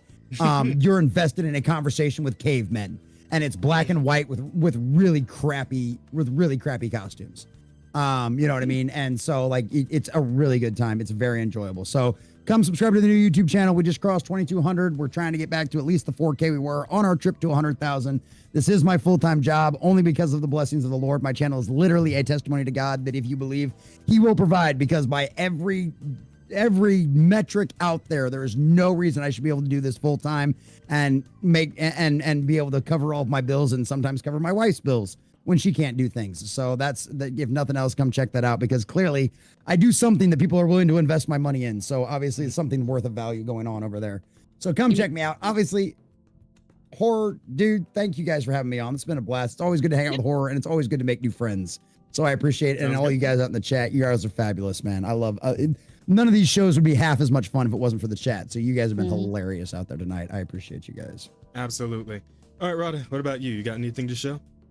I will be doing my normal stuff this week. There will be I don't have the thing with Jazz this week. So this week I will be doing that one thing that I do.